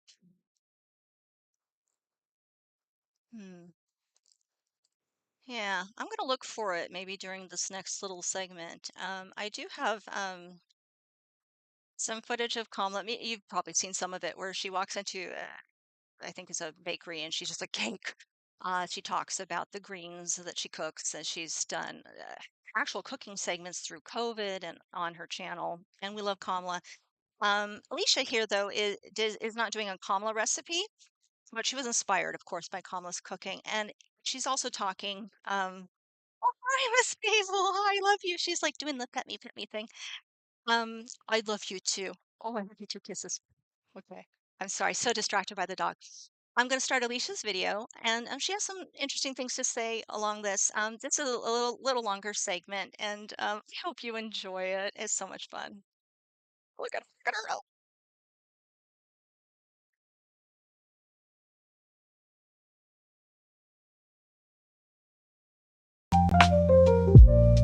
Hi everyone, I'm Alicia Long, I'm a photographer, graphic designer, and a baker.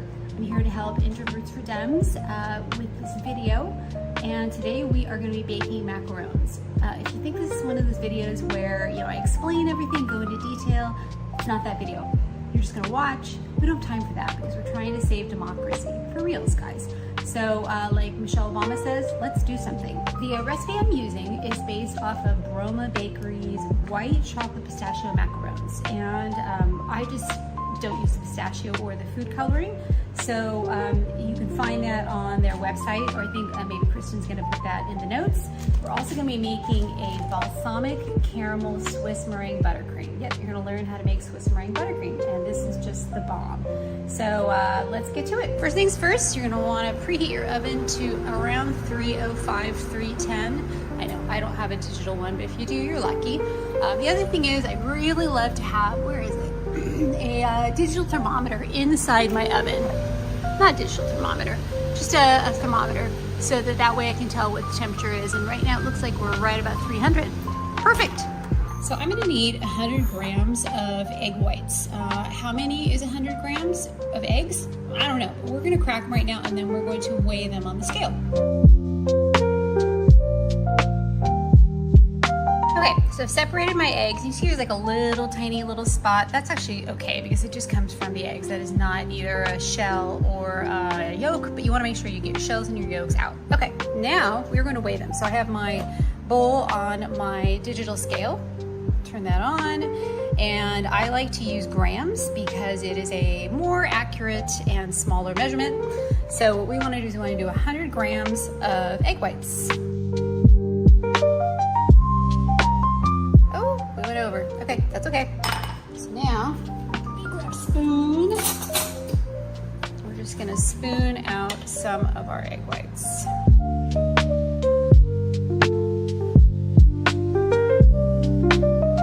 We're so close. Okay, I'm gonna leave it at 105, and I'm gonna tell you why, because that's one of the reasons why I love this recipe. It's basically a 1 to 1 to 1. So we have our egg whites, and now we just need sugar. So we are gonna do 105 grams of regular, just caster sugar. I don't know, what do you call it? baker sugar. There we go, we got 105. Awesome. Here's a little mistake I made. I really should have measured this out into the bowl that I was going to be using to cook on the cooktop, but that's okay. I'm going to transfer it, not a big deal. But in the future, I would use your heat-proof bowl to measure all your ingredients in, okay? So now I'm going to transfer these to my heat-proof bowl. I want to get all of my egg whites in there. I don't want to lose any of them, so we're just going to put that all in here. Now, we are going to set this aside for a minute. Okay, so our recipe calls for 100 grams of powdered sugar and 100 grams of almond flour. But you'll see why we're going to need a little bit more than that, because we're going to be sifting it and processing it, and we won't get, we need exactly basically 200 grams of that mixture, if that makes sense. So I'm going to start measuring that out. Probably going to do about, let's see, about 125 grams of powdered sugar. This part doesn't need to be accurate. I can do 130, that's fine. But they need to be equal. So like that, got the Bob's Red Mill, super fine. You want to get super fine almond flour. 131, that's fine. I'm gonna mix this around just a little bit. And then I'm gonna do something that seems kind of odd, but we are gonna pop this in the freezer. Now I'm waiting for that mixture to get cold. Time for a water break. Our next step is that we're going to pulse the mixture of almond flour and powdered sugar in a food processor. Okay, first I'm gonna tell you why we put that in the freezer. Almonds are a nut, and so if they're too warm, we're basically going to be turning it into almond butter. So it will affect the end result of your macaron. So that's why we put it in the freezer for about 10-15 minutes or so, as long as you can wait. All right, we're going to pulse. And that's about it. Okay, next step is that we need to put this mixture through a drum sifter. Okay, and it just looks like this over a bowl. Start by just doing a general sift like this. It's pretty good. Looks like we got a lot. And then you take the back of like a spoon or whatever and just force it through so you can get as much of this. But you see, this is why we did the 130 grams and 130 grams, because we're not going to get all of this through. It's just the bits and pieces are too big. So I'm going to do my best to get as much of this as I can through. I remeasured again, and we're at 201. So this is great. We're going to set that aside. So the next step is we're going to be making a Swiss meringue. You are going to need a pan or a pot with water in it as a double boiler. Your egg and sugar mixture, a whisk, kind of a heat-proof spoon, and then I use I guess it's a laser thermometer. This is just like a construction one, but I love it because then I don't know, I just love it. So that's what we're gonna do next. So we're gonna put this over our double boiler. We're gonna turn it on high heat. And we're going to stir continuously until all of the sugar is dissolved, and until it comes to a temperature of about 155. So essentially what we need to do is we need to, I guess, pasteurize or cook the eggs but not cook them, if that makes sense. You can see this foam we got going on here, and then now I am going to occasionally check on our temperature. Alright, we're at 121, we've got a little ways to go. A few moments later. Yay, we're at 151. I'm going to be pouring my mixture into my mixer attached with a whisk attachment.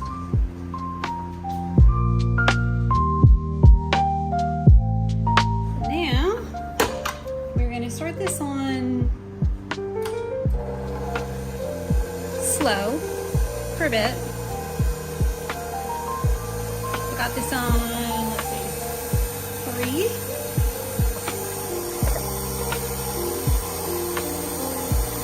This is where the magic happens. It's time for a little taste test. Yum. My mom used to give me like the mixer or the spoon for a little, I don't know what she called it. So I forgot a step, which happens, and now I've got to wash my whisk because I licked it. But that's okay because we have to add vanilla and a little pinch of salt. So I'm gonna go wash my whisk and we're gonna just mix this up really fast. We are gonna add a tablespoon of good vanilla. I use the Nielsen Massey, the Madagascar. This stuff is really expensive, but it is the bomb, okay? And we're gonna do a little, just a smidge of salt. All right, let's mix this up now. And I remembered what my mom called it. She called it a lollipop. Yum. Okay, it is now time for the macronage, which is a very fancy way of saying how we're going to be mixing our almond and powdered sugar mixture with our Swiss meringue. We're going to add this in thirds. So I've got my bowl of this mixture and I'm going to add just a little bit at a time. And what I'm going to do is I'm going to be folding this in. And folding just basically means you go around a circle, cut through, around a circle, cut through.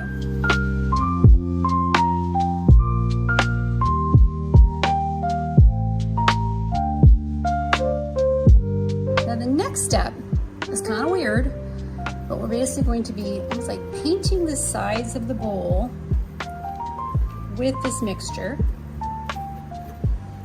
and then just scraping it down. And what we're looking for is a consistency that will fall off of the spoon, will drip off the spoon easily. Some people will say it's like lava, but I don't know about you, I've never seen lava before, so I really have no idea what lava really looks like, but that's not quite.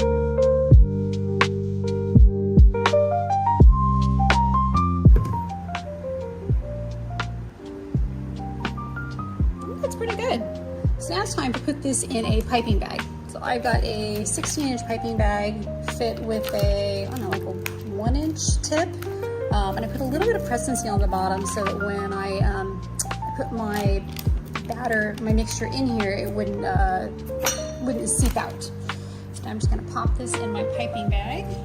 This is another good moment to check to see if your mixture is, and see, that's pretty darn good.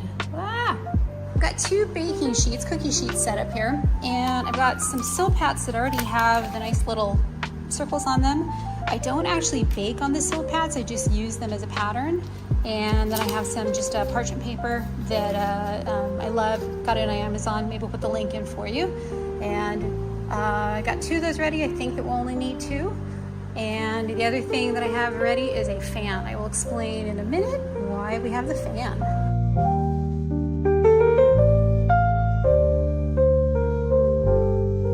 Next up is to let these rest for about 15-20 minutes while they develop a little skin on the top.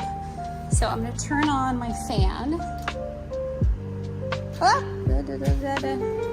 on low, preferably. Actually, I'm going to turn this sucker around so this doesn't flip on me. There we go. Okay. And I'm going to leave those there, and I'll come back and we'll do the little touch test to see when they're ready. My first group of macaron shells are ready to go in the oven, and you know when they're ready when you just barely touch it and it's no longer sticky. That's the key. If it still is kind of tacky, then it's not ready. So I'm popping these in the oven for 6 minutes. I'll start my timer. And there they are, ready to go. We're gonna be rotating our tray halfway through. Sometimes I've noticed that it takes 6 minutes, sometimes it's 5 minutes, but we'll start with 6 and we may adjust the second half after. Oh, we got nice feet on the bottom. We're gonna rotate the pan carefully. And we're gonna do another 6 minutes. What I'm watching for right now, or really smelling for, is that if I am smelling my macarons like a good smell, which is called the Maillard reaction, they're overdone. So that's what I want to be sure of. I'm going to keep checking on the oven to make sure that they are just maybe lightly browned, but not dark brown. If they're dark brown at all, I've overcooked them and they won't taste very good. So I've decided to take the macarons out at about a minute early because I think that they seem done. They smell kind of done. You can see they're barely just a light pale. That is exactly where we want them. So for the next batch, I will be baking them for 11 minutes and not 12 minutes. I'm going to slide these off carefully onto a cooling rack. We don't want them to bake anymore. And they are looking really good. Look at those feet. They're beautiful. So another thing you can do is just slide them off on your countertop. The cold of the countertop will help them release a little better. So now that they're not straight out of the oven, I'm just putting them on my countertop, let them cool here, and hopefully we can just pop them off. So I thought about the schedule and everything and how we're definitely in a rush, and I don't think I'm gonna have time to make the balsamic caramel Swiss meringue buttercream, which I know sounds awesome. So instead, I'm gonna make a very simple ganache filling for them, which is only 2 ingredients. And so we're gonna make that. I have some heavy cream and some chocolate chips, dark chocolate chips. So I'll be making that. And once our shells are cool, we'll be filling them. Okay, our macarons are out of the oven. They're cooling, and we are gonna make our ganache.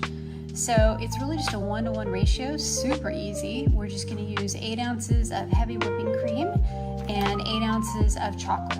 Any chocolate you wanna use, I prefer dark chocolate. And we're just gonna pop this into a oven-proof, heat-proof, microwave-proof, I guess. I had to pause because I was having some trouble opening these things up. So Rockview, can you improve that a little bit? Because this thing took a lot of effort. All right, I'm gonna pop this in here. And we are gonna heat this for 45 seconds or so. We don't want to scald it, we just wanna warm it up. So I did 45 seconds and it's warm, but not warm enough to melt the chocolate. So I'm gonna do another 30 seconds. My cream is hot, but not scalded. And now what I'm gonna do is I'm going to measure out 8 ounces. That's fine. Okay, we're going to gently stir that. Just a little bit to cover our chocolate chips. And then you just let it sit.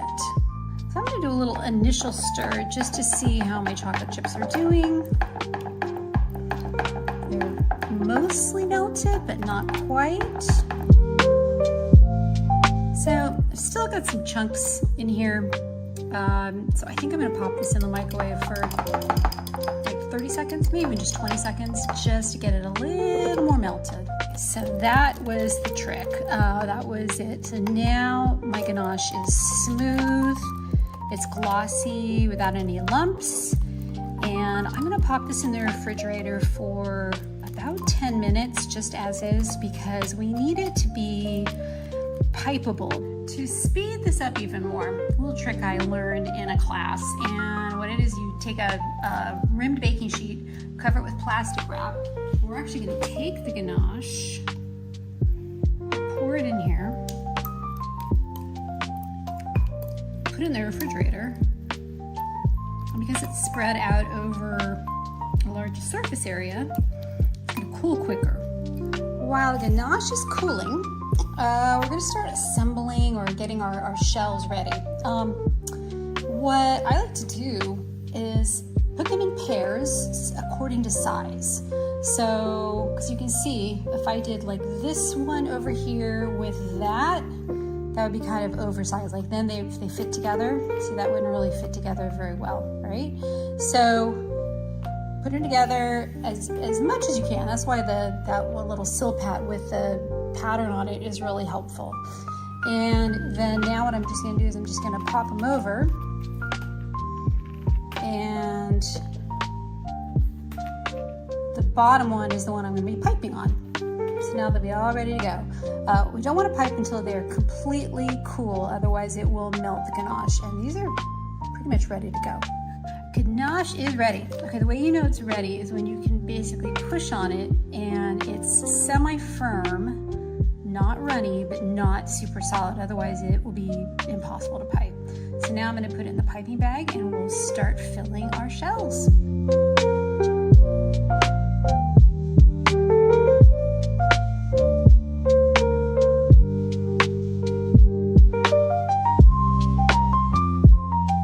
now I bet you're wondering, how do they taste? Okay, we're gonna try one. First we're going to break it apart because I want to see the inside. Oh yeah, look at that. Let's see.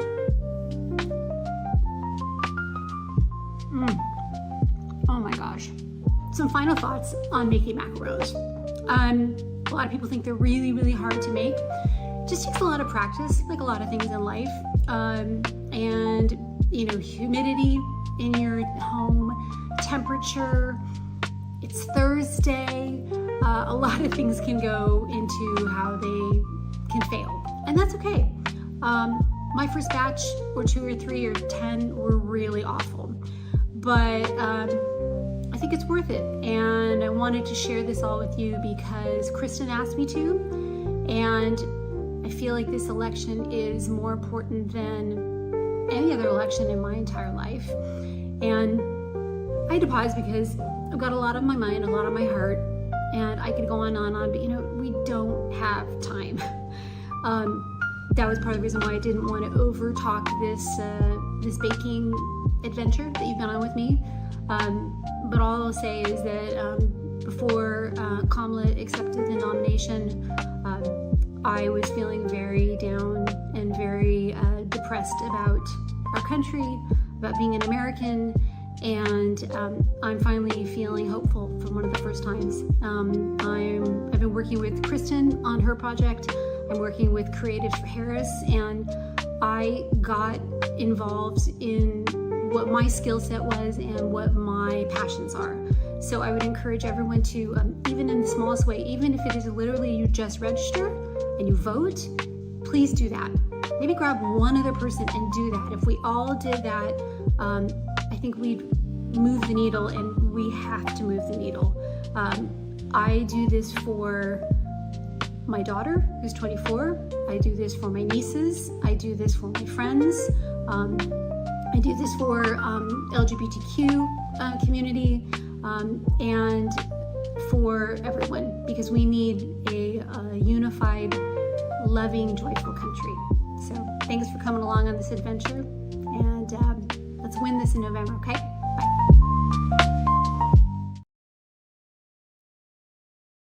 Okay, everyone, that was Alicia Long, and we owe her a lot for the success of this fundraiser. We had an email that came in that said someone would match $20 if someone else donates, or if we at least accumulate enough donations. It doesn't have to be one person. $20 in this next little pet spotlight. So if you want to have a $20 match, if one of you does $5 and another one does 15, that equals 20, and it becomes 40. So thank you. That was an anonymous person that we are following up with. Okay, pet spotlights. A lot of you sent us pets, and they're so stinking cute. I'm going to try to share my screen so that I can stay with you here. Oh, I'm tiny. I don't know if I need to be any bigger. That's okay. I'm also looking at a screen that's a little bit small for me, so I'm going to do my best here. We asked for people to submit. Oh, seriously? It's going to ask me what to open it in? That's too funny. Okay, we'll open it in photos. Oh my gosh, I love cats so much. Pet number 1 was sent to us by Roberta, who has a cat and a dog. We don't know their names, but we do know they are out there loving life. We can tell the kitty friend loves working in the garden and harvesting organic produce. Oh my gosh, so cute. Be nice if I could click next on this app. Can I do that? No. Well, seriously? This will be the part of the very professional, YouTubers that we aren't. The next one, oh, her dog, such a sweetheart. What kind of dog is that? I'm so bad. Is that a beagle? I'm so bad. If you know what kind of dog this is, or if we know Roberta, we're going to get a hold of Roberta and ask her the names later. So stinking cute. Oh my gosh. Seriously cute. These were coming into the last minute, which is why we're not in an actual presentation. Marianne sent us Mindle, which rhymes with Kindle. Oh, now it's going to open in a different app. This is going to be cute, guys. Oh, what a sweetheart. Oh, Mendel's the long-haired ginger dachshund who loves to sniff. Oh, real life Mabel that was in my lap is now. She's talking to the screen. That's so cute. Mendel is a long-haired ginger dachshund who loves to sniff and a professional gentleman. Certified. Let's see if I can open this in a better app. We've got different formats. Seriously? We're just going to keep doing what we're going to do here. It says Mendel's a professional gentleman certified in scent work by the American Kennel Club. Heck yeah, Mindle. I got to say it right. Mindle rhymes with Kindle. Oh my gosh. What a sweetie. He's also a proud supporter of the LGBTQ plus community. What a sweetie. Look at this dog. And a dedicated voter, which we love. Oh, this one's going to let me go next. Is it? Yeah, don't forget to vote now. It says, we are sure Mendel's an extrovert at work, but he's definitely an introvert at home. Thanks, Marianne and Mendel, for your work to support democracy. That is adorable. Okay. Oh my gosh. Okay, the next one, Pet 3, submitted by M from Minnesota. Okay, M from Minnesota. We don't know if you're here. I know we had people from Minnesota show up tonight. Dora and Tila. Oh, these cute kitties are spitted by M. They want you to vote for VP Harris and Governor Walz. Dora's the one on the left, and her sister Tila is on the right. We are pretty sure Tila is a tortie, and Dora might be, but the printer ink started to run. Oh, so funny. Okay. What a cutie. They're both cuties. Oh my gosh. Okay. Thank you, Dora and Tila, for your work to support democracy. Pet number 4. Oh, who do we have here? Joe and Belushi. Joe submitted her pup, Belushi. Described as a big, bumbling, brindle baby boy. He is part English Mastiff, part Labrador Retriever, and 100% adorable. Oh my gosh. Belushi, we love you. Oh, it's going to do that every time. Okay. Belushi enjoys swimming in the lake. Oh, that makes me think of Pelican Lake in Minnesota.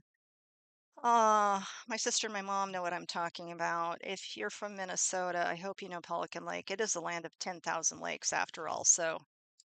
Oh, there's a sweetheart. Belushi. Oh my gosh, enjoys all sorts of cosplay. Oh. And we can tell he's an introvert at heart. I mean, just look at that emotional support ball. Oh my gosh. Belushi has an emotional support ball. Don't we all kind of need something like that? On a pillow fort. Oh my gosh. Let's see. So let me go to the next one. And a safe spot under the bed. Belushi is actually turning 5 just 10 days before Election Day, so we hope his gift is a giant blue wave. Thanks, Joe and Belushi, for your work to support democracy. That would be a great birthday gift. My kiddo turns 14 on November 5th on Election Day, so we're really hoping in our house for a big present. This one. Okay, number 5 from Timothy. I think Timothy's here, yes? Timothy, let's see, Simba. Simba is a dog, and Smokey is a cat who live in Maine with their owner, Timothy. Simba. Simba's a majestic canine model by day. Oh, and a blanket-loving introvert by night. What a cutie. I love the paw. Just cuddling over that. That is so cute. We love this dog. Wait, is this the right one? Oh, Smokey loves stalking visitors to Timothy's bird feeder by day. Yes. And stalking Timothy by night. Oh my gosh. That is so cute. And then the last one here says, we aren't sure who these pets are, but they seem to hang around Timothy's yard a lot. Thanks, Timothy, Simba, and Smokey, for your work to support democracy. Oh my gosh. That is so cute. I'm gonna put together like a little pet um uh little slideshow that we'll have. We have other pets that were submitted by the Creatives for Harris team. They wouldn't open for some reason, so we're going to fix that and we'll put that on social media as well. All right, guys, thank you for submitting your pets. We're gonna go on to a message from Goblin. Let me get back to the main camera here. Saba, our Goblin behind the scenes, has been helping me all night. Is a professional introvert. At one point, people thought she might be a spy because she didn't allow her picture to be taken for several years. I think I can relate. She is our behind the scenes Goblin and is probably furiously making hand signals at me right now. I will let her introduce herself in her video. This one gets to me.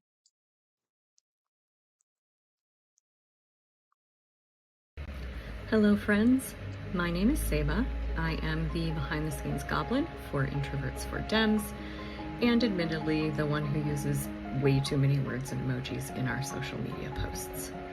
I'm also a Gen X mom of a millennial son, a grandmother to the most adorable almost 2-year-old you've ever seen, an Army veteran, a 2-time cancer survivor, caretaker for a senior Chihuahua, and an Olympic level introvert. I want to share a bit about why voting for Kamala Harris and Tim Walz and a full state and local Democratic ticket is so important to me. I wish I had a nice, easy reason that could be summarized in a soundbite, but it's much more complex than that.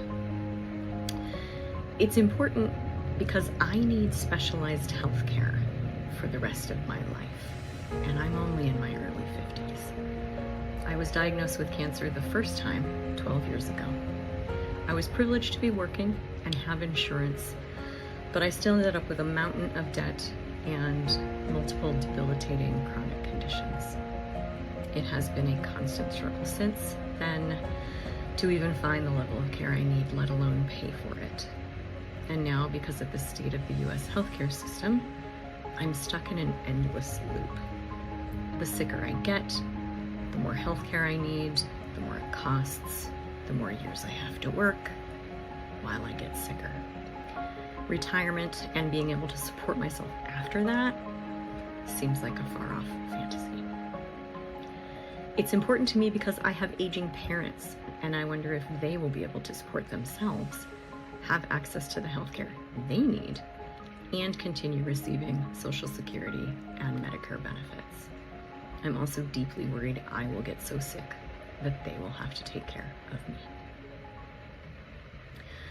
It's important because I see my son and daughter-in-law working so incredibly hard to build a great life and provide a wonderful home for their son, but struggling every day because of economic factors they have no control over. Rent hikes, inflation, gas prices, unaffordable education, skyrocketing childcare costs. All of these and more are preventing young people in our country from thriving. It's important because I'm a woman with a mother, female friends, a daughter-in-law, a niece, and so many other wonderful women in my life who no longer get to make decisions about their own bodies.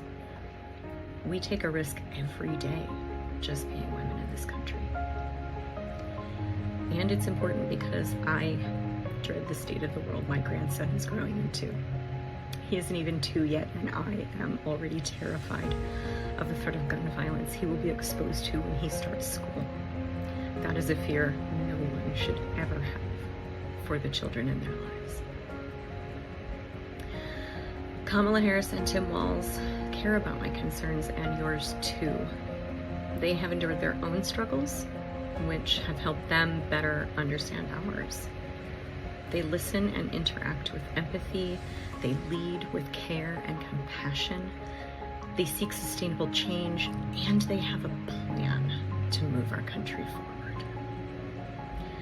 At the Democratic National Convention, Michelle Obama urged us all to do something. I wasn't sure what that looked like for me until my dear friend went slightly viral online with a suggestion about a fundraiser aimed at introverts. Michelle also spoke about the contagious power of hope, and she was absolutely right. As an introvert, I don't interact with many people in real life, but I can feel that wave of hope through the internet from all across the country. I will close by urging you to do 3 things, but we are all introverts, so I promise you can do at least 2 of them from home, even from a blanket fort. 1, go to vote.org and check your voter registration status, or register if you haven't already. 2, make a plan to vote. Our lead introvert, Kristen, and I are lucky and grateful to live in the Pacific Northwest, where we vote entirely by mail, but that isn't the case for much of the country. Make sure you know where to go and when, plan time off work or school or other responsibilities, and understand any potential barriers in your area. And number 3, talk to someone about voting. Safely, of course, I'm not talking about convincing your angry Republican uncle over Sunday dinner. But talk to someone. Tell them you made a voting plan. Ask if they have one or need help making one or know someone else who does. Maybe you'll learn something new or share information they needed, or they will turn around and help somebody else. Together is how we win. Thank you for joining us today, listening to our amazing contributors and sharing your thoughts. Thank you for helping us do something. Now get off the internet, hug a loved one or a pet or both, and make a grocery list for the hot dish you're going to make this weekend. Thank you.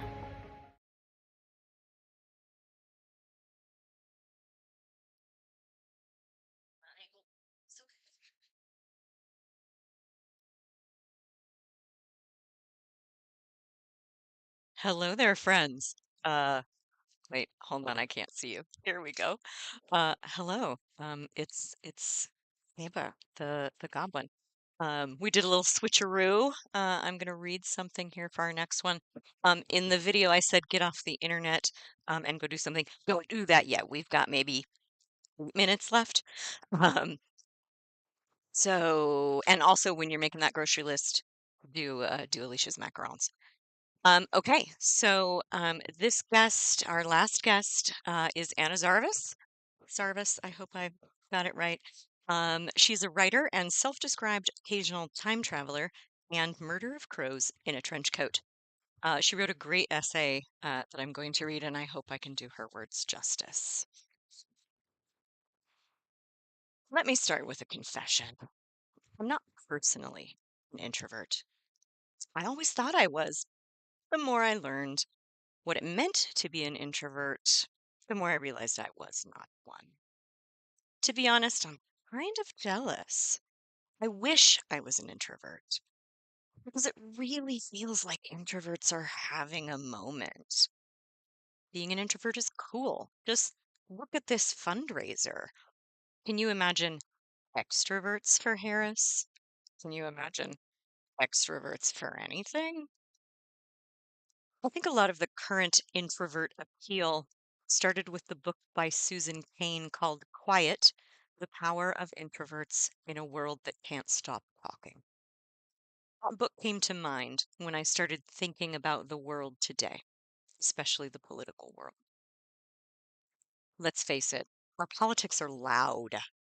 And what we really need right now are some introvert strengths: listening more than we talk, thinking before we speak, and building relationships. Because if we had that, we might realize that even though we are a huge and diverse country, most of us agree on a lot.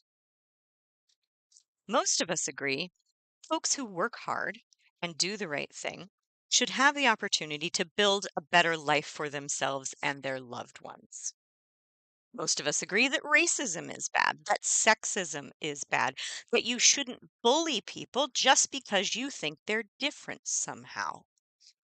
Most of us agree that kids shouldn't go hungry and they shouldn't have to be scared about getting shot in the classroom. Most of us agree that women should have the freedom to make decisions about their own bodies.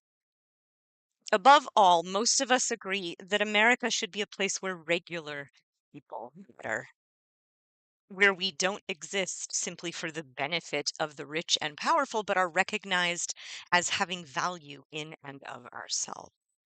Which brings me to this election. My favorite phrase from this election cycle is Kamala Harris for the people. And it's because when she says the people, it's not the rich and powerful she's talking about, it's regular people. When she talks about freedom in her campaign, it's not more freedom for the rich and powerful. They've always been free to do what they like. It's freedom for regular people to be able to make decisions about their own lives, how to help their families be a little better off tomorrow, what to do with their own bodies, whom to love. Ultimately, this election is not about the candidates. It's not really about her, and it's sure as hell not about him. This election is about us, about regular people. I believe that. I want a president who believes it too. That's why this November I will be voting for Kamala Harris. I hope you'll join me. Thank you so much, Anna, for that essay. We're going to do a little quick switcheroo so that you get Kristen back. So hang on just a couple of seconds.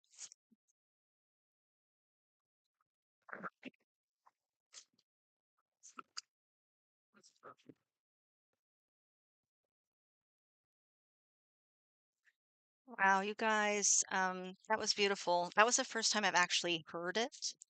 I knew from Saba the Goblin that it was really beautiful. Kind of just wind things down now.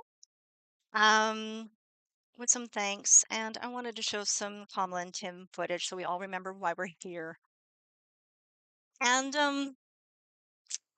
yeah, you guys, want to get a grand total for us while we're doing this? Let's see what we've made. Because I'm curious between the merch and the donations and everybody else. All right, gonna see if I can get this going for you here. Now she's looking up the total. You guys, thank you so much for sticking with us. Some of you have been with us for the full 3 hours. Just thank you so much. It really, yeah. Let me see if I can get this going for you here. If I can't get the thing going, we'll do it differently. You know what I'm gonna do, Goblin? I'm gonna change things around a little than what we thought we were gonna do. I'm gonna read this and then we're gonna you know what I'm gonna do? We're just switching it up. Again, professional YouTubers. Let me get screen share going. Just a sec, kids. Here we go.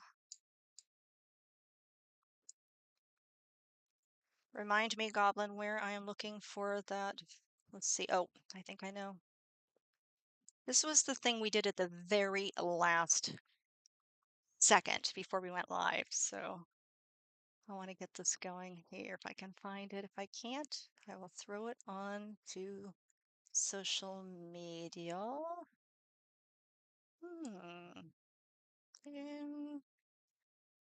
Yeah.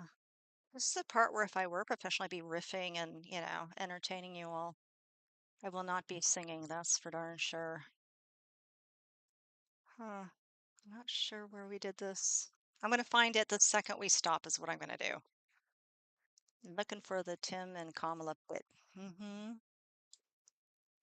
The Tim and Kamala bit. Oh, no, I just sang. I'm so sorry, you guys. That was uncalled for. Is it under video or live stream? Just go ahead and talk. Remember where we know? We don't know? Yeah, I don't remember where I put it. Guys, this is the worst way on the planet to end a very professional and wonderful evening of, I thought I did too. I'm sure I downloaded it and put it in the exact same place. I mean, I know where the source files are. You guys, this is just terrible that I'm just like, oh, I'm gonna find it. I'm gonna find this thing. You know what I'm gonna do? I'm gonna play this and see if it's gonna let me do it. Okay, this isn't what I was gonna do though.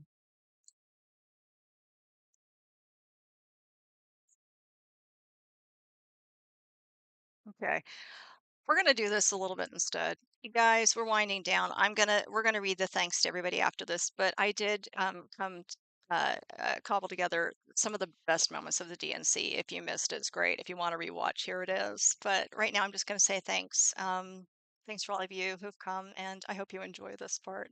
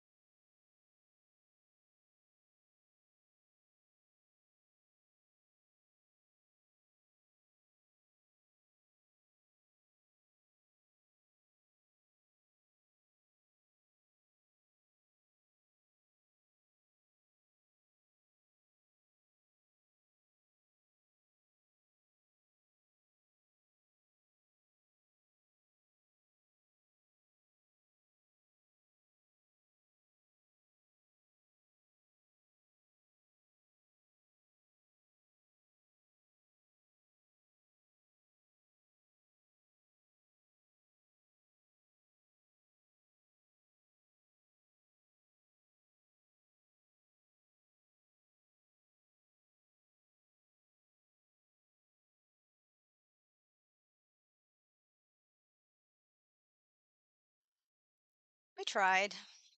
It's okay. We tried. I've just been told there's no sound on the video. You guys, grand finale. It's like when you're watching the fireworks show and then you're waiting for the grand finale and then it just fizzles. There's your fizzle. Um, we have a long list of people to thank. We're going to thank them online and get going for the evening. What was the grand total? What did we make? $1,056. Wow. And not that many, I mean, relatively not that many people. 68 about, yeah. It's hard to get introverts to plan, I think, or anybody. This just started out of just little tiny grassroots things. We're two Gen X moms sitting in Oregon thinking, what can we do? That's 1,056 more than we were going to come up with. Did we have some? Oh, grant. Ah, we started the fundraiser, so the number's higher. We started the fundraiser before the fundraiser tonight. This is an ongoing thing. We have been selling through our store, and Sabra's going to go figure out the grand total. We've sold dozens and dozens of items. We have had people donate through Act Blue and Oath. Reminder, Oath is my favorite place to donate to because you do not get on text or email lists from the candidates, and it goes straight to where it needs to go. You get to select who you want it to go to. They've done some analysis and they've got experts, and I am not one of those people that can explain it, but their website actually talks about it, and I really love it. The grand total is actually $2,295. We need $5 more. If we get $5 more, we get $3,000. Say that again? Uh-huh. Oh, I'm sorry, $2,300, not $3,000. It's a little late. We've been doing this a while. If we get one more donation of $5, we get a nice even number. Thank you so much, everybody. And it's been such a joy to like meet with you online, and I've collaborated with a lot of you. Hello, David in Scotland. Our online buddy that we've known for years and years and years is at 3 a.m. or something his time. He's very interested in politics. Hi, David. Thanks for showing up. Alicia, oh, you're so great. Alicia's done so much for us, the Creative for Harris team. We're going to put all the thanks out on social media, but all the collaborators, contributors, people who've boosted us. This could be, just enough for a local candidate that just needs that extra boost in their district. So we didn't get to play the Janelle Bynum, I think it's District 5 in Oregon, video earlier. That one failed. But go and search out your local candidates. They're the ones who need the canvassing the most. People know about Trump. Many people know about, of course, Kamala and Tim. But remember that for those of us who live online perpetually and are sort of political junkies and are paying attention to this, we are in a joyful microcosm on Threads right now where everybody is just like pretty much in agreement that this is the way forward and is great. But the numbers are really, really close. So it's not over till it's over. We need to push through. Keep going. Take risks when you need to. Are we good? Did we get that last $5? She's looking. She's like, can anybody one more $5 puts us at an even? That would be too funny. Too cool. I apologize about the strange ending, but you guys, this was a homegrown grassroots effort, and you guys. All right, I'm gonna put in the last $5. So it was at 2,300. And keep going. We're going to keep putting stuff in our store, and these links, if you get paid every 2 weeks and you're making a $5 donation, just keep using the same links to our website. They're going to stay live, and we'll post the updates online. Thank you so much. I'm gonna wave guy Falcon Gal. You have been such a cheerleader for us this whole time. Snow Leopard, we got so many people. Oh my gosh, I haven't been able to look at the chat very much, but I'm looking through the names and I see so many names. Thank you, Timothy Stevens. Your pets are adorable. Stephanie, oh my gosh, great tip with the ganache. I agree. I love looking through this. I'm going to go through all of the chat later. And all of you just stay in touch with us. I'm at Kristen Rogers' daughter on Threads and other social media. And of course, we have the Introverts for Dems account as well. You guys, I don't even want to say goodbye. This has been fun. For an introvert who was scared of doing this has been a joy to meet all of you. Remember that there's going to be a prize drawing. We're not doing it right now. It's going to get announced. You're going to get an email. I'm going to do some signed, autographed Tim Walz. Oh, because I didn't cheat. I didn't use AI. I spent 6.5 hours drawing that. I've never drawn a human. It was the thing. Guys, thank you. Good night or good morning, David. Good night.